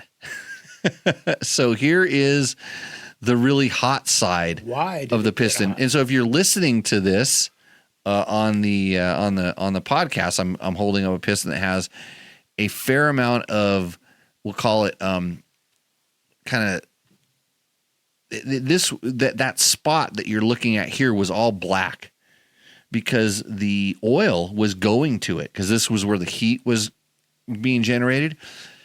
It got really hot because I don't know why. It was during the summer. It was way up in altitude, and the bike boiled out all of its coolant. And I was not doing anything super gnarly. I was riding it hard, but not anything super gnarly. So you look at the front of the piston, and then you go around the rear, and I was trying to figure out like what caused this. I couldn't tell. But when I start looking at the way that the coolant was circulating through the motor, the majority of the coolant flows up to the front. It's not restricted. So the back on the intake side, they have only small passageways going up into the cylinder head, and the front has unrestricted flow. So of course, where was all the cool water going? And then when it probably started getting really low, which it did, and I rode it for a fair amount of time, it was knocking and detonating. But you look at the here, it was making knocking noises. It didn't do any damage. I stopped, or I didn't ride it hard enough to, I was able to get water back in it in a time frame but I rode it probably 2 or 3 times after that. I put water back in it, but I could always tell it was a little bit loose. So this thing ends up measuring out pretty good. The back of the cylinder, here's the back. So the intake side of the cylinder had a little bit of kind of scarring, but it was nothing I couldn't get out with some fine grit 1500 sandpaper. And Jameson asked, do I ball hone my cylinders when doing a top end? Usually no. This one I just took. There was some of this material had stuck to the cylinder. So I used sandpaper to get it out and threw a brand new Wiseco piston into it. And there's kind of a scar, kind of like on that first piston. When I hold this up, I show you this, there was kind of a pronounced line, but you could run your fingernail into it as hard as you wanted to, and you could barely feel it. That's the best way I found. So like if I run my fingernail across this, like I'm doing it across that thing, I can feel it. In the cylinder, it felt more like I was running it in a different place where there wasn't a scratch or anything. So that is a bike that got too hot that I could have killed it. Could have completely seized it, but I realized it was getting hot because it makes noise. It doesn't really want to run properly. Yeah, it's knocky, yeah. And but it definitely got hot. And so this is why I have a complete piston in my hand and not a piston with a bunch of parts and stuff. And then when you look into this piston, well, of course, that's a little bit looser than normal. And you see the color inside of here, you know, and you look, you can't see because of the camera, you can't see how dark it is up in there, but it got hot. And the bearing also, you can see where the oil had burnt onto the bearing. So the oil was doing its job. It was going to the hot places, and it was sticking and essentially lubing. Like castor is really good. Castor oil is really good for that, although you don't run that in oil injected bikes. Do you think the two-stroke oil made those deposits? Yes. Or Yeah, it went and stuck to the stuff and then burnt. And so, like I said, that scar on the back was black when I pulled it out, and I had to I cleaned it off. I was able to just wipe it off. Have you ever seen that before on anything? Yeah. Oh yeah. I've seen like on two strokes. So here and this, so this is out of a KTM 300. Ain't no oil in it. That have you ever been that guy that was always like late? Everybody's leaving and you're late, and you didn't warm your bike up, and you take off down the road. Yeah. A guy did that. Like some guy, allegedly, got stuck in the bathroom for a little bit longer and was missing the ride. And so bike was not properly warmed up, down the thing. And he's probably going to listen to it on a podcast, and he's not going to know what I just did, which is really good. He'll have to go back and watch the video. This is a typical, what we'll call 4-corner seizure. Cold seize, right? So cold seized. So this piston expanded quicker than the cylinder, and the cylinder was no longer usable. It had to go to one of the recoating places. You can see the ring is still stuck. Yes. It's molted inside of there. This bike stopped, and it would not run again. It stopped, and all of a sudden the piston would go up and down, and it had no compression. So there's no stopping this, and people ask you like, how long do you warm the bike up? Like whatever. It's like, it's kind of by feel, you just know that it's going to be warmed up properly. So I don't know, exactly, how much it was warmed up, because he was just hauling ass down the road, and the end. Yeah. The bikes have thermostats in them, which is really good at, letting the cylinder warm up properly, but they have to warm up a certain amount. I usually like to, on my two strokes, if I just am cruising down the road, let's say not putting it under a load, just kind of cruising, you're fine. You kind of have to get it under a load to make it do something like this.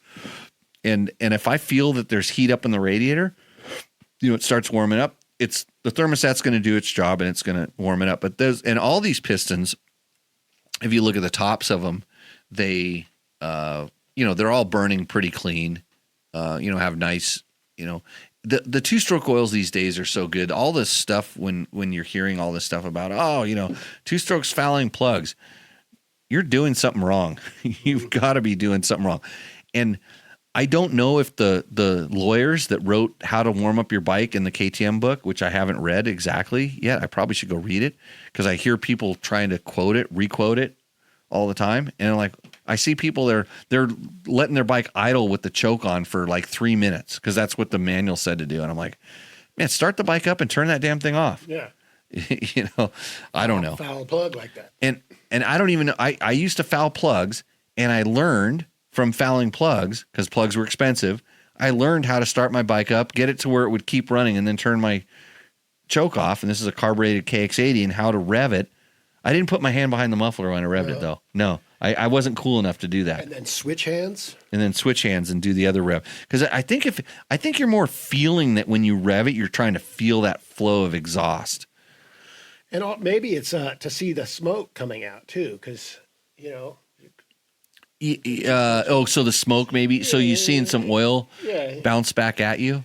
Yeah. You noticed yesterday when I was riding, because I was a little worried about my oil pump, and I wanted to make sure there was oil. And then there was one point where I was riding, and I felt like a weird vibration. It was chain slap, by the way. Mm-hmm. It was the chain got that resonation. I felt that vibration, and it was just far enough away from the house to where the bike could have been warming up just the right amount to maybe, and so like at that point I backed her down a second, just like to check everything out.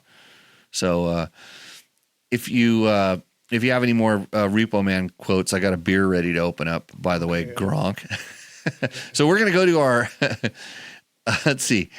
Doug Derby says, we're not going to say his name. Well, we will. Jay Clark does that because he likes the smell of that oil. Well, what oil is it? I like the smell of my Rock Oil strawberry scented 2-stroke oil. Did you get a hint of strawberries behind me yesterday? Nope. Nope, because I ran out of the strawberry scented, so it's only like 1/4 strawberry scented in there right now. Bean oil. Yeah, the castor smells good. Oh yeah. So Jay runs Klotz, I think, is his oil of choice. I may be wrong. Doesn't that have a specific smell? Every oil kind of had its own smell. I mean, PJ1 had a smell. I was CalGuard forever. It had a smell. Duralube had a smell.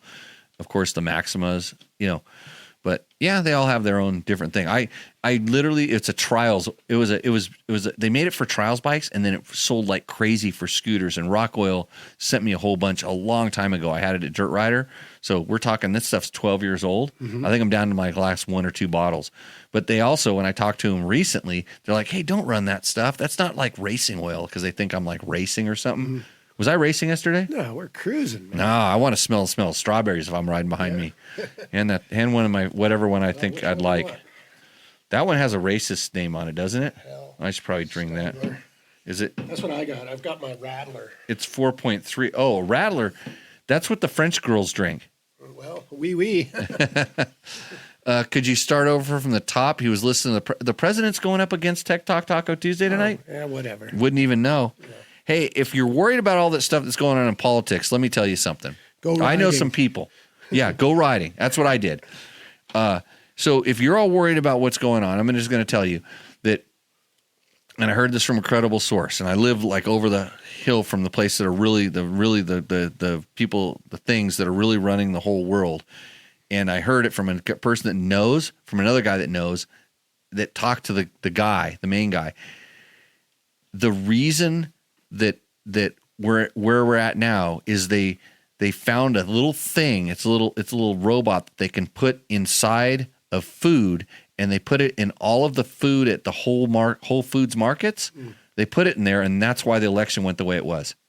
Sounds legit. That's how they flipped the vote. So it was all the food. It's like a little micro robot that changes your mind, because you know that your gut biome, it controls your whole body, right? So just, you heard it here first. Just so you know, this is why we do motorcycles and motorcycle related products. We're going to the YouTube questions. Mark, how do you like that? Sure. Okay, I'm going to see if I can actually get this up on the screen. Sometimes I can do this. Let's see if will it let me do YouTube Studio. We're going to try this. See if it goes up as it were. Oh, there we go. Okay, so I actually make something work, and we got lots of questions. Is this current or last week? Well, I'm going to see if I can make it work. I might jack it up by touching it over here. So these are our YouTube questions. 3 hours ago, he commented, Mark Dave. Schneider, adventure rider. Dave walks. It's always an adventure. Hey, Dave, post pictures of your art Yeah. on our chat or something like that. See, you can do that. Maybe Yeah. in the Facebook comments. Super talented artist Yeah. It's every time I see one of those things, I want to snowboard it. and founder of Giant Loop, of course. Yeah, heavy in the moto industry. So let's see if I can see how I'm going to control this down. I don't know if I can make it go down. Okay, so we'll see how it works. What is Stack Smasher? Johnny Campbell is one of my heroes. Thanks for having him on last week. Yeah, that was 242. He's one of my heroes too. Yeah. So I'm glad. Do you remember we went riding together, you, me, and Johnny, and we were doing a creek crossing, and we all selected a different line, and for some reason, it was deep where he crossed, and he ended up just in the water, and we ended up like on a sandbar while he was trying to lift. Do you his bike remember up. where that It was? was up in the Paiutes. We don't talk about that. It was up in the mountains. Yes. So It was funny. We were laughing. we like fell over laughing. I tend to laugh at Johnny a lot when we go trail riding, and that's mean because Johnny was not a trail rider. Remember, he was instructed to go riding with me. His boss told him, "You have to go riding with this clown," because I haven't seen him in a while. Yeah, Just that guy. He's a much better trail rider now. What is went riding with you? Can-Am Dennis 6829 says, "Hello from Ontario, Canada." Don't you know? Take off, eh? Hey, take off. Yeah. Thanks. Glad the antennas are coming up out of the ground. Cold out there. That's good. Loopy Shooter 503. Every year since I can remember, the chassis. What the F? Every one of them have been good bike. You just adjust to suit your needs. So he's talking about our 25 Honda CRF 250 RX and 450 RX Impression. And so they're talking about the chassis. So if you don't know, you don't know. The chassis makes a huge difference on a bike, and you can change the torque values of the bolts that hold the motor in the chassis and the swing arm pivot specifically, especially on some of these aluminum frames now. Yeah. And it makes a big difference. So oftentimes when we're talking about that, there's what you call chassis feel, and it's very much related to suspension feel. They interact and they work together, but there is chassis feel. And so if you feel like your suspension is doing what it's supposed to be doing, it's chassis. And so what the F? Every one of them is in good bike if you adjust it to suit your needs. For most people, yes. They don't make bikes that they say are going to suck. They don't make it to suck. Bad marketing. Yeah, they do. These are pretty old. KLX 300. It's only a day ago. Oh, yeah. So what does Doog Mangi? He wants to ride a KLX 300. He loves Suzuki and Cowie. Do I need to make the type font bigger, Mark? Yeah, I can. Okay, hold on. We're going to see. It could blow up the entire. Oh, boy. So KLX 300 just went on sale, basically. That's what he's saying. The KLX 300 went on sale. Yeah. Everything's going to go on sale. Everything, yeah. Yeah. So, he's talking about the Big Bear Trail Ride. MSR just dropped $300 to top it off. Okay, good. What does Thompson Racing 2294 say? That's just what we were talking about. Holy mackerel! This is like he's a savant. He's a savant. Why do people put their hands behind the exhaust and rev the piss out of bikes? Does it have a purpose or just cringy? I think it's to smell the oil. Okay, you think it's smell the oil? I think it's sort of like, you know how dogs piss on tires and we don't know why? So, like, why do dogs piss on tires? Mark their territory. So maybe you're putting a little two-stroke smoke on your hand and marking your glove? I don't know. No.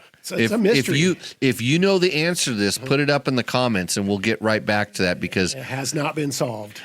Do you kind of, I don't know, do you when you do it, do you kind of go limp wrist a little bit so that your fingers flap? Yeah. To see if there's how much velocity. Pressure. Yeah, maybe you're checking the exhaust velocity to see if the I was always like checking for moisture for some reason. Moisture. Yeah, I don't know. Like, what kind of head gasket were we running? Get a little head gasket out of there?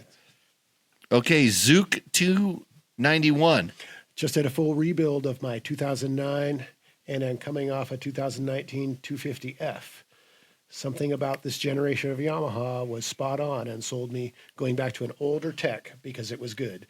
That's in regards to the rebuilt YZ250. So that YZ250 chassis is the same since 2005. And if it ain't broke. It ain't broke, don't fix it. I think that's one of the better handling chassis. There you go. Just overall, it just does everything really nice. It's a single backbone. they weren't trying to do the twin spar stuff. And we're okay, chassis. Yeah, back to that question. Yeah, get your chassis. There's certain versions of certain things that people really like. I love my YZ125. Of course, it's a 125, so it doesn't have any power. So you can't really flex a chassis out of it, but my weight can flex the chassis. It's pretty good. And then last week we had the talk about, like, do aluminum chassis wear out? And the people are telling me now they're getting so much less rigidity in certain areas that they're starting to feel them wear out, kind of like the old steel ones did. Ooh, so interesting. Yeah, I can see where you can go back, and 2019 was kind of that was where we started letting them flex a little bit more in certain areas, I think. So yeah, good. What is Cam DeCoste 4837? He says, I got one JD jetting.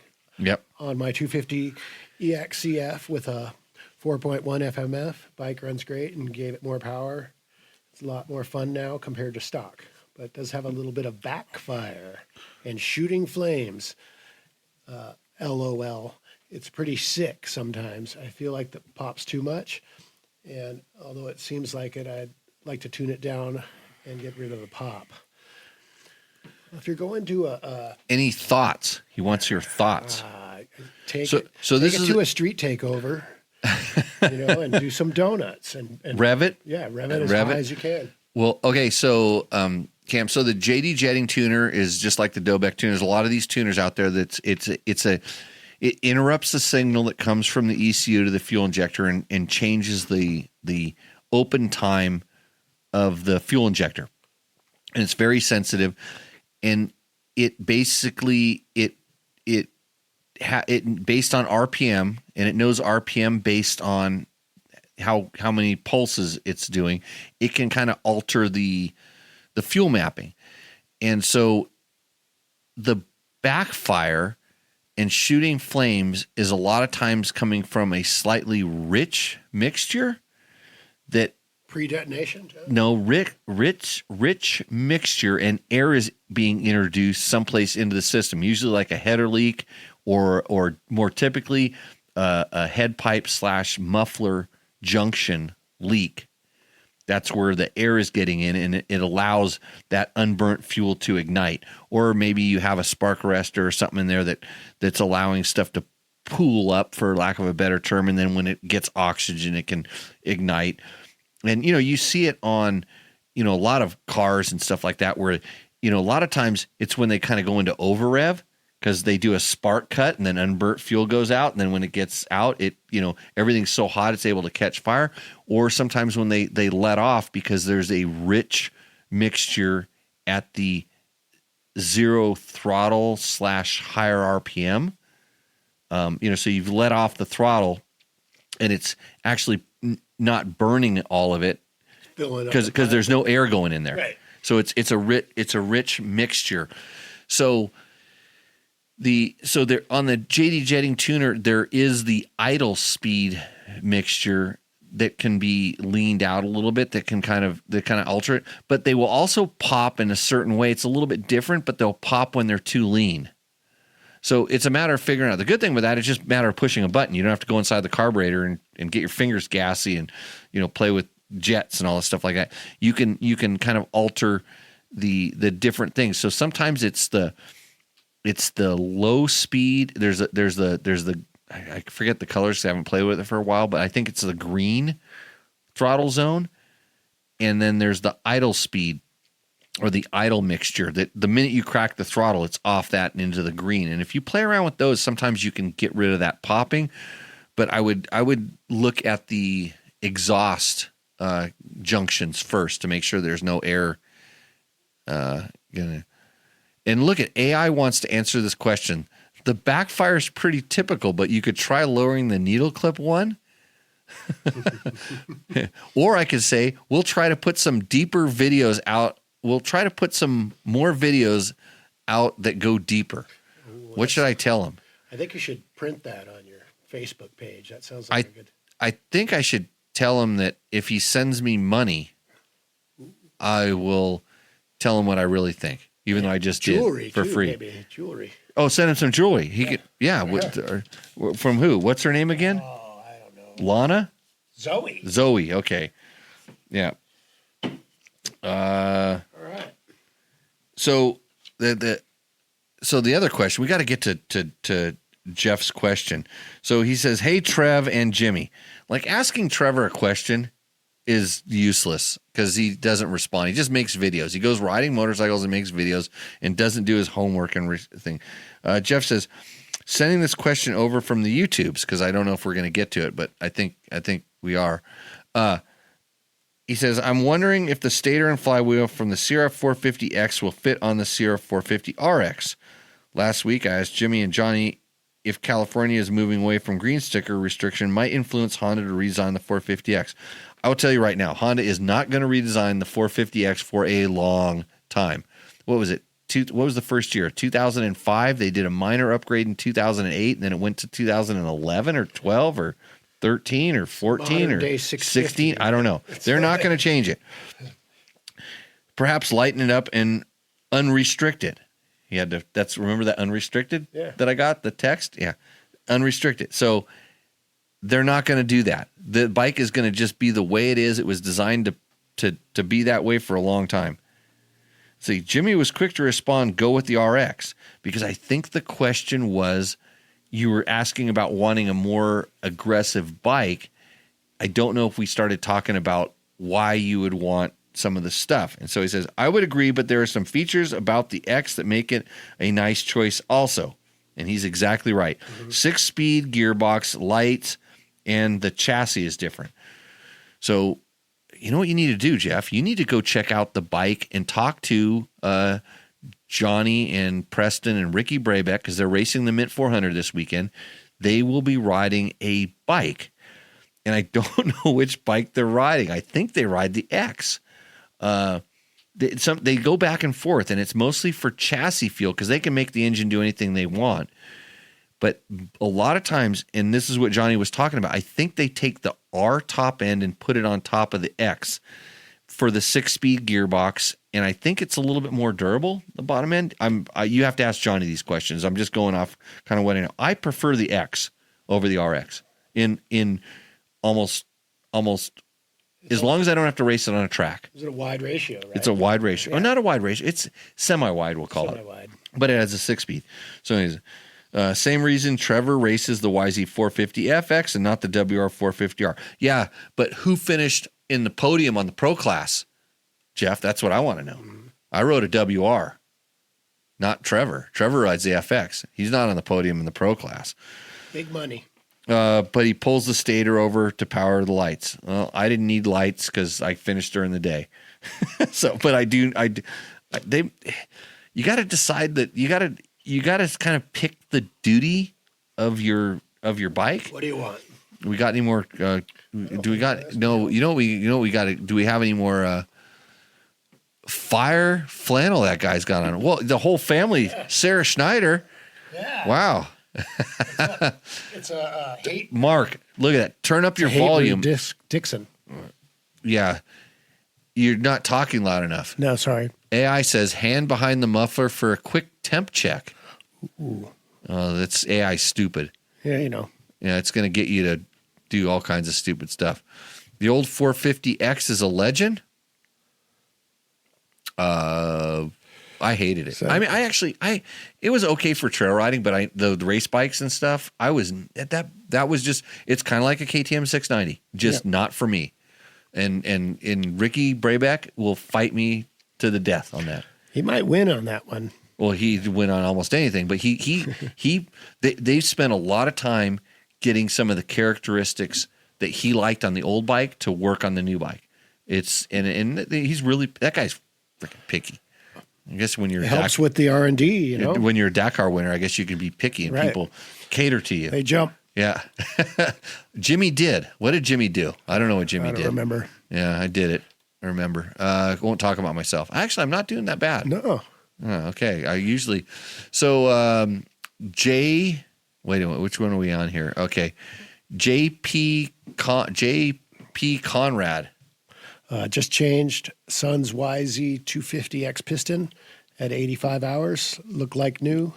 Same with the rings and cylinder. Just a tad bit of carbon on the top, which is normal, right? Yep. Just a hint of blow-by, perhaps. A lot better than my KTM TPI 150 piston at 60 hours. It had blow-by all the way down. He put in a Wasner piston. We plan on 100 hours or less, but these are all trail ridden. I may go with an OEM top end kit on mine. Not sure yet. JP has a lot of information there. That's a lot. I mean, who's riding the 150? Well, that's the thing. It's like much weight? Well, yeah, it's weight, and just like you think about how much more RPMs the 150 has to turn. And so at 60 hours, it's probably turned more piston strokes, which is what's going to determine the wear than the 250. And also the TPI bike, it's doing things a little. It's not using a carburetor, and I tell you what, the carburetors are sloppy in a bad way and a good way. In a bad way, they're not as efficient. And they don't burn as clean, although they're pretty damn good. But it also has a little bit extra gas in there. You're mixing the gas where the TPI is doing kind of that for you. And then blow by all the way down. I mean, all these pistons kind of look like they have blow by all the way down. The pistons that I kind of have on the table here, but they really don't. I mean, if you look between the rings, that's where the blow by is. There's some. This one, 130 hours, it has a little bit of blow by, but not much. So, yeah. And what was the question? Just Sun's. So his bike. I'm just guessing his bike is the 150, because then so he's gonna the Wasner. So the stock piston. I don't know that Wasner's making the pistons on the 2-stroke. Those are the 4-stroke ones, I think. Not sure. Yeah. You can never go wrong with stock. I threw a Wiseco to test it into my KTM 300. Seemed like it was working good yesterday. Mm-hmm. Yep. I have another question about a YZ250 piston that a guy sent us a picture where the coating had come off after only a few minutes of, the moly coating that they put on it. And I need to reach out to somebody and ask them about that. So don't know. What about the zombie apocalypse? Now we know he's cuckoo.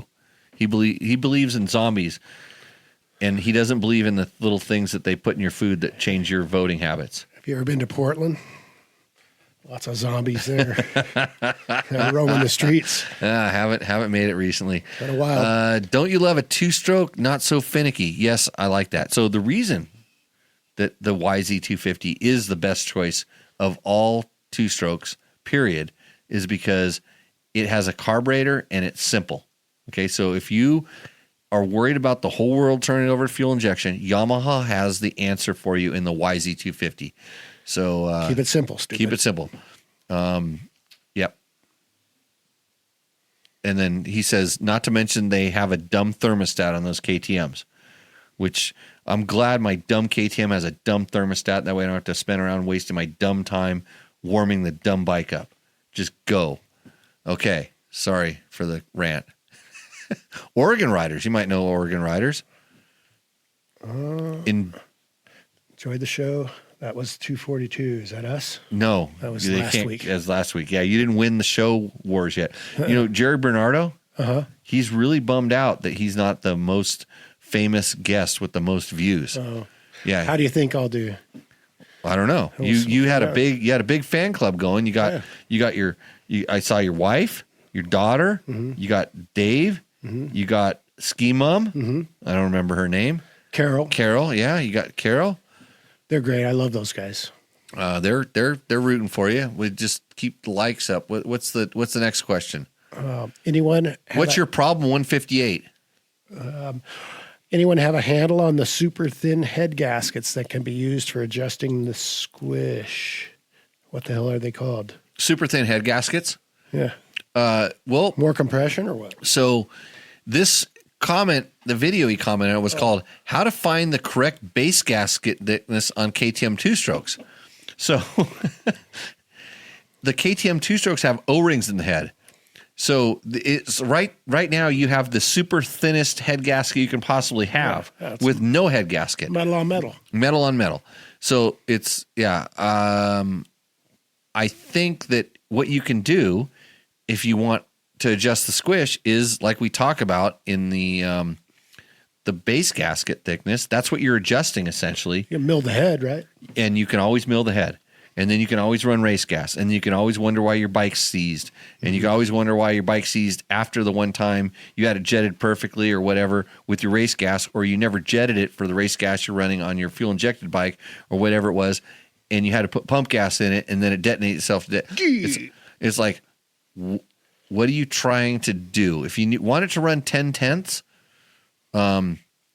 you need to talk to somebody who knows what the super thin head gaskets are called. O-rings. Asher Leto says, Bummed I missed this podcast. My good friend said Johnny Campbell. You don't have to miss it. You just sign up, subscribe. Yeah. You subscribe on the YouTubes. It's on the YouTubes. Subscribe on the podcast platforms. They'll send you and you'll get a notice. It'll download automatically. I don't miss any. I don't have a chance to listen to all the damn podcasts I subscribe to because I'm so busy answering these stupid questions. Your good friend says Johnny Campbell was a cheater. Huh? Yeah. Well, every desert racer is a cheater. Wait. No. My good friend said Johnny Campbell was a cheater, and I wanted to ask if he was. Wait, would you have asked that on the show? You can hide behind a screen name and ask that question. Right. Let's see.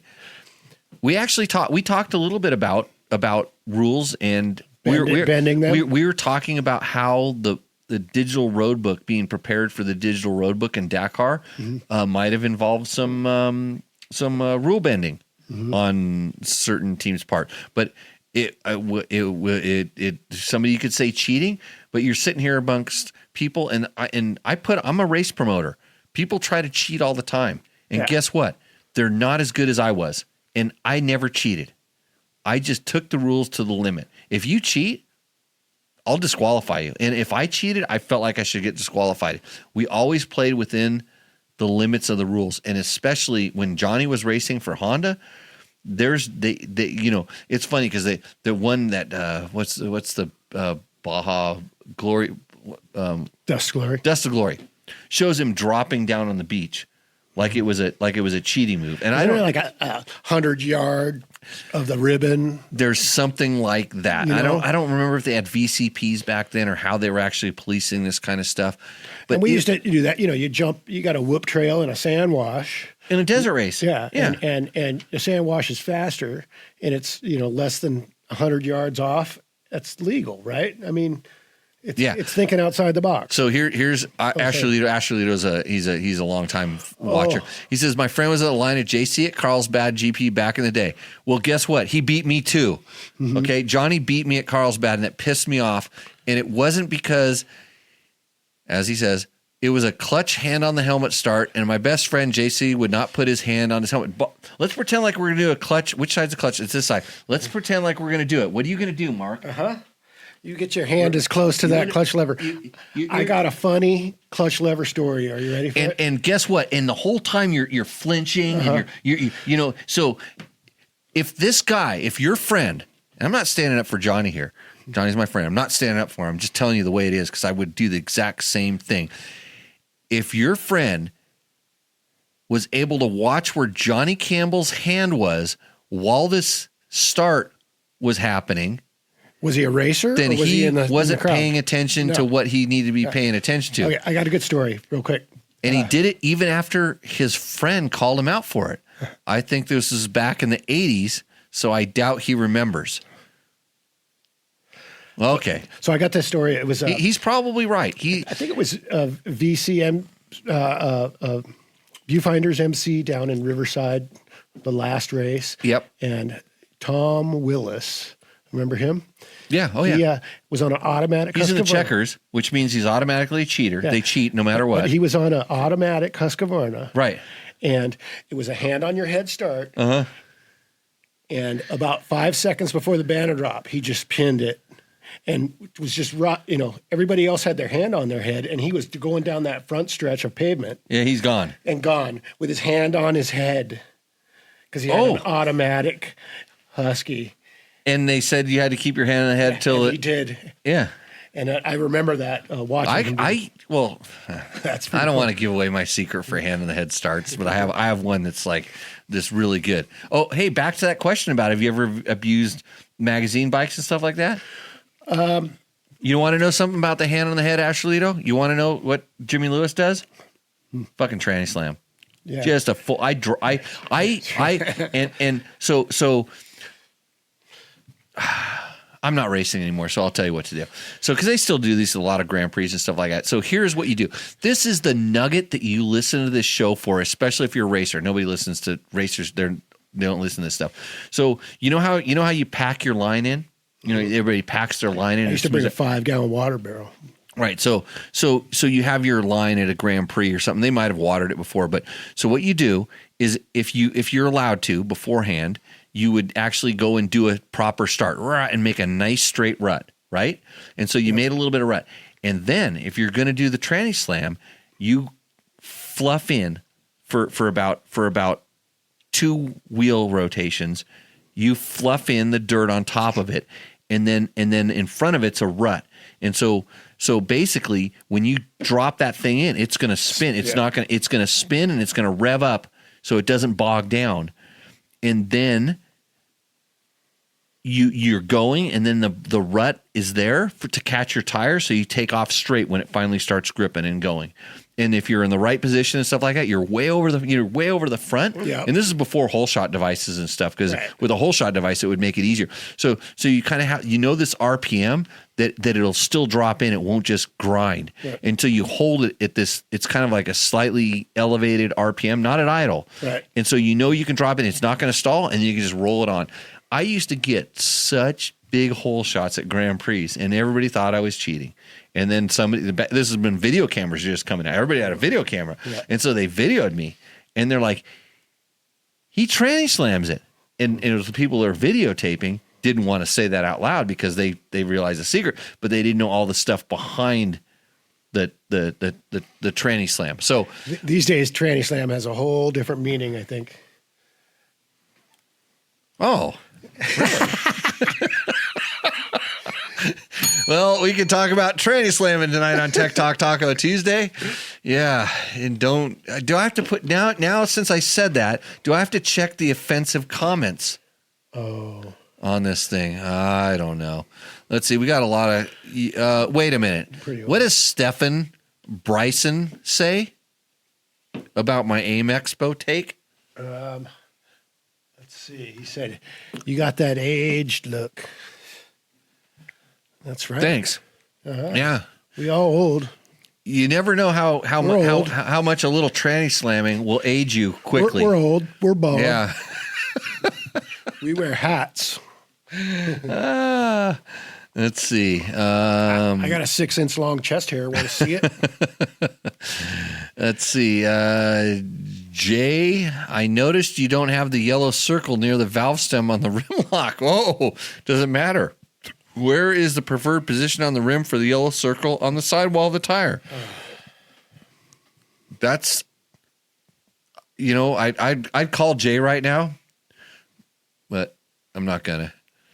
Do you realize this is a dirt bike?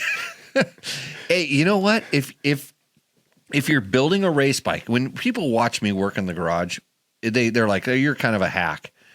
It's like, no, I get the job done and my shit works, and I'm pretty sure that whatever Jay did, that if you're going to do it to 10/10, like if you're putting it on a race bike, a factory race bike, you would want to do that. So I'm glad you guys are paying that much attention. Right? Yeah, for a vehicle, it makes for easier balance. So there's a mark on a lot of tires that is either the heavy or the light spot on the tire, depending on the brand and stuff like that. And you want to line it up with the rim lock and or the thing. Don't you want to do it opposite the rim lock? Well, I don't know. I gotta know what brand it is and whether it's the heavy or the light spot. And I think on the Dunlop, I believe,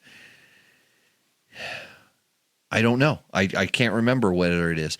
So and it depends on the rim because KTM's have the rim lock and their valve core, the valve stem, close to each other, where Yamahas have them opposite each other. Which makes sense. It does make sense. It's not great for changing tires, but KTM, they're building enduro bikes, and they know you're going to change your tire quickly at an enduro race, right? Mm-hmm. So they put them on the same side. It's quicker that way. So let's see. And then we answered some of these other questions because they came in before the next show. So yeah, right. So we're in there, and now. Yeah, well, that was a good one. You're right. Let's see. Doug Bates says, "What is Doug? Jug, my buddy Jug. What does he say? He's got that 620 KTM. I'm going to get you into the show more often. You got a bunch of fans, Mark. What are you doing up there in Bend? You got a podcast? I should. I'll show you how to do it. You only need a couple of wires, you need a few wires, and then one of those camera things. I see you running around here before the show. I don't want that kind of trauma in my life. It's no problem. But yeah, Doug's You get paid a lot. You make so much money doing a podcast. I doubt that. No, really. Yeah. Okay. Yeah. You get put in halls of fames. Yeah. I'm not going to talk about myself. How was that? Oh, let's talk about the Husaberg gargoyle idea. So I suggested. Oh, you're a DJ. Yeah. I didn't know. Yeah. So I suggested Jimmy puts 2 Husabergs at the entrance of his property, like gargoyles watching out over everybody. But wait, you suggested I did it. You mean I didn't already do that? Well, it was like that in his garage, and I'm like, why don't you move it out maybe to the street or? Oh, well, no, but I already have. You know, I know this. So what Mark's talking about is like I have my shop in each corner of the shop before you enter the doors. Mm-hmm. There's Husabergs parked out there. They're guardians, but they're also so that I can like run and jump on them and ride them if I start having a panic attack and I need to feel like a lot of power. Yeah, because some people. It's kind of like, I guess it's like drugs. I've never been addicted to drugs, but I suspect it's kind of like that where you just you start fiending and you need a little fix. So I just run out and grab the nearest Husaberg. I hop on it and I just do a couple roll-ons and I'm all good. Yep. Like the wheel, like the third and fourth gear just rolling on and having the wheel just progressively come off. It happens to street bike guys all the time. But I think there's a support group for that. Huh?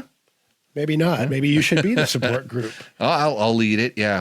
But I don't have a problem. Oh, at this. He's got a problem. So, hey, thanks everybody for joining in, enjoying our show, watching our commercial break. If you've gotten this far, subscribe, who's out there? Make one of your friends subscribe to this thing. And that way they'll quit asking you the stupid questions. They can ask them to us. I know they have to sit through all this minutia, and it takes a little while to know the characters and all the stupid things that we do here at Tech Talk Taco Tuesday. You can learn why we have disc guards, front disc guards made out of wood. It's his bulletproof designs. It's it sample, floats. Right? Yeah, it's a sample. Mark, have you looked at this thing closely, or it did is you just pretty cool? You did look at it. I did read the stuff too. Yeah, you should look at what it says. It's got some hidden stuff in there. There's where the heck is the look at the best one is look at that right there. Look at that. Oh yeah, PBR. Ride while you can, people. Yeah. Ride while you can. Ride while you can. That's why I don't get these uploaded that quick onto the internets. I do my best. So if you have any questions, put them in the comments. Send us an email. It's my name at dirtbiketest.com. And here's the best part about the show. You know how everybody watches shows like this because they want to get something free and they want to win a contest? If you would have submitted your submission for Rooster Endo, you would have won. There was no Rooster Endo submission. No, because nobody submitted. If you sent it in Takamoto, Rooster Endo brought you by Takamoto. Oh. So if you would have just sent it in, it could have been the worst one. It could have been the best one. You would have won. Wow. And here's the best thing about that. It's $100. Uh-huh. Like, how else can you make $100 by sending in a photo of your bike and just telling us something about it? So you're going to give that one to the host then, right? I probably could. You know what?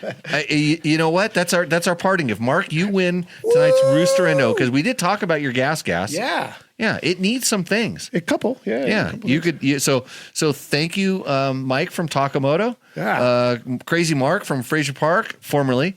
is the winner of tonight's Rooster Ender. Has a 2024 Gas 300 EC. Yeah. Yeah. So much fun. Yeah. It's a Makes me feel 10 years younger riding that thing. great bike. Yeah. I actually, I'm not even joking that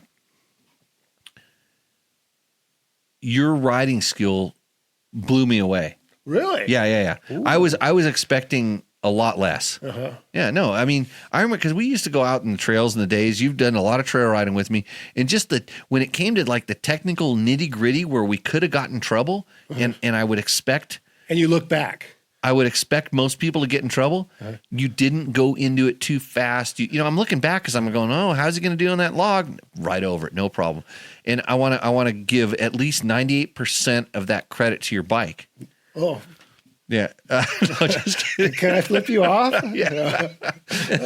No. I was no. It's good times. Your technicality in your riding was really good. I was worried about when we came out of that sand wash. You said, "Dude, that thing killed me," and I'm like, "What were you doing?"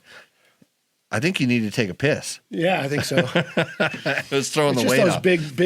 big sand rocks, you know. Yeah. They take the energy right out of you. But Yeah. all right. So, anyways, ride while you can, Joe. Yeah, that's a quote. Definitely, Dave knows. Yeah, that's good. I think everybody should ride them and smoke them if you've got them. If you got them. That's not a Repo Man quote, Gronk. No, it's not. You know what? I got to think of a good one to sign off on the show. Hold on a second. I got to throw one of these out there. Yeah. Got to throw a little bit of that out there to the audio files. And let's... Ain't gonna be no repo, man. Yeah. Oh, there's got to be some. There's like 10,000 floating through the head right now. Best damn car on the lot. Hey, Mama, want to take a lift? Yeah. Cheers, y'all. Shit, girls pay to go out with me. I bet you're a used car salesman. Okay, we'll see you on the next one. Cheers, everybody. Bye. We're out. Let's see. How do I shut this stupid show off again? It always works like that.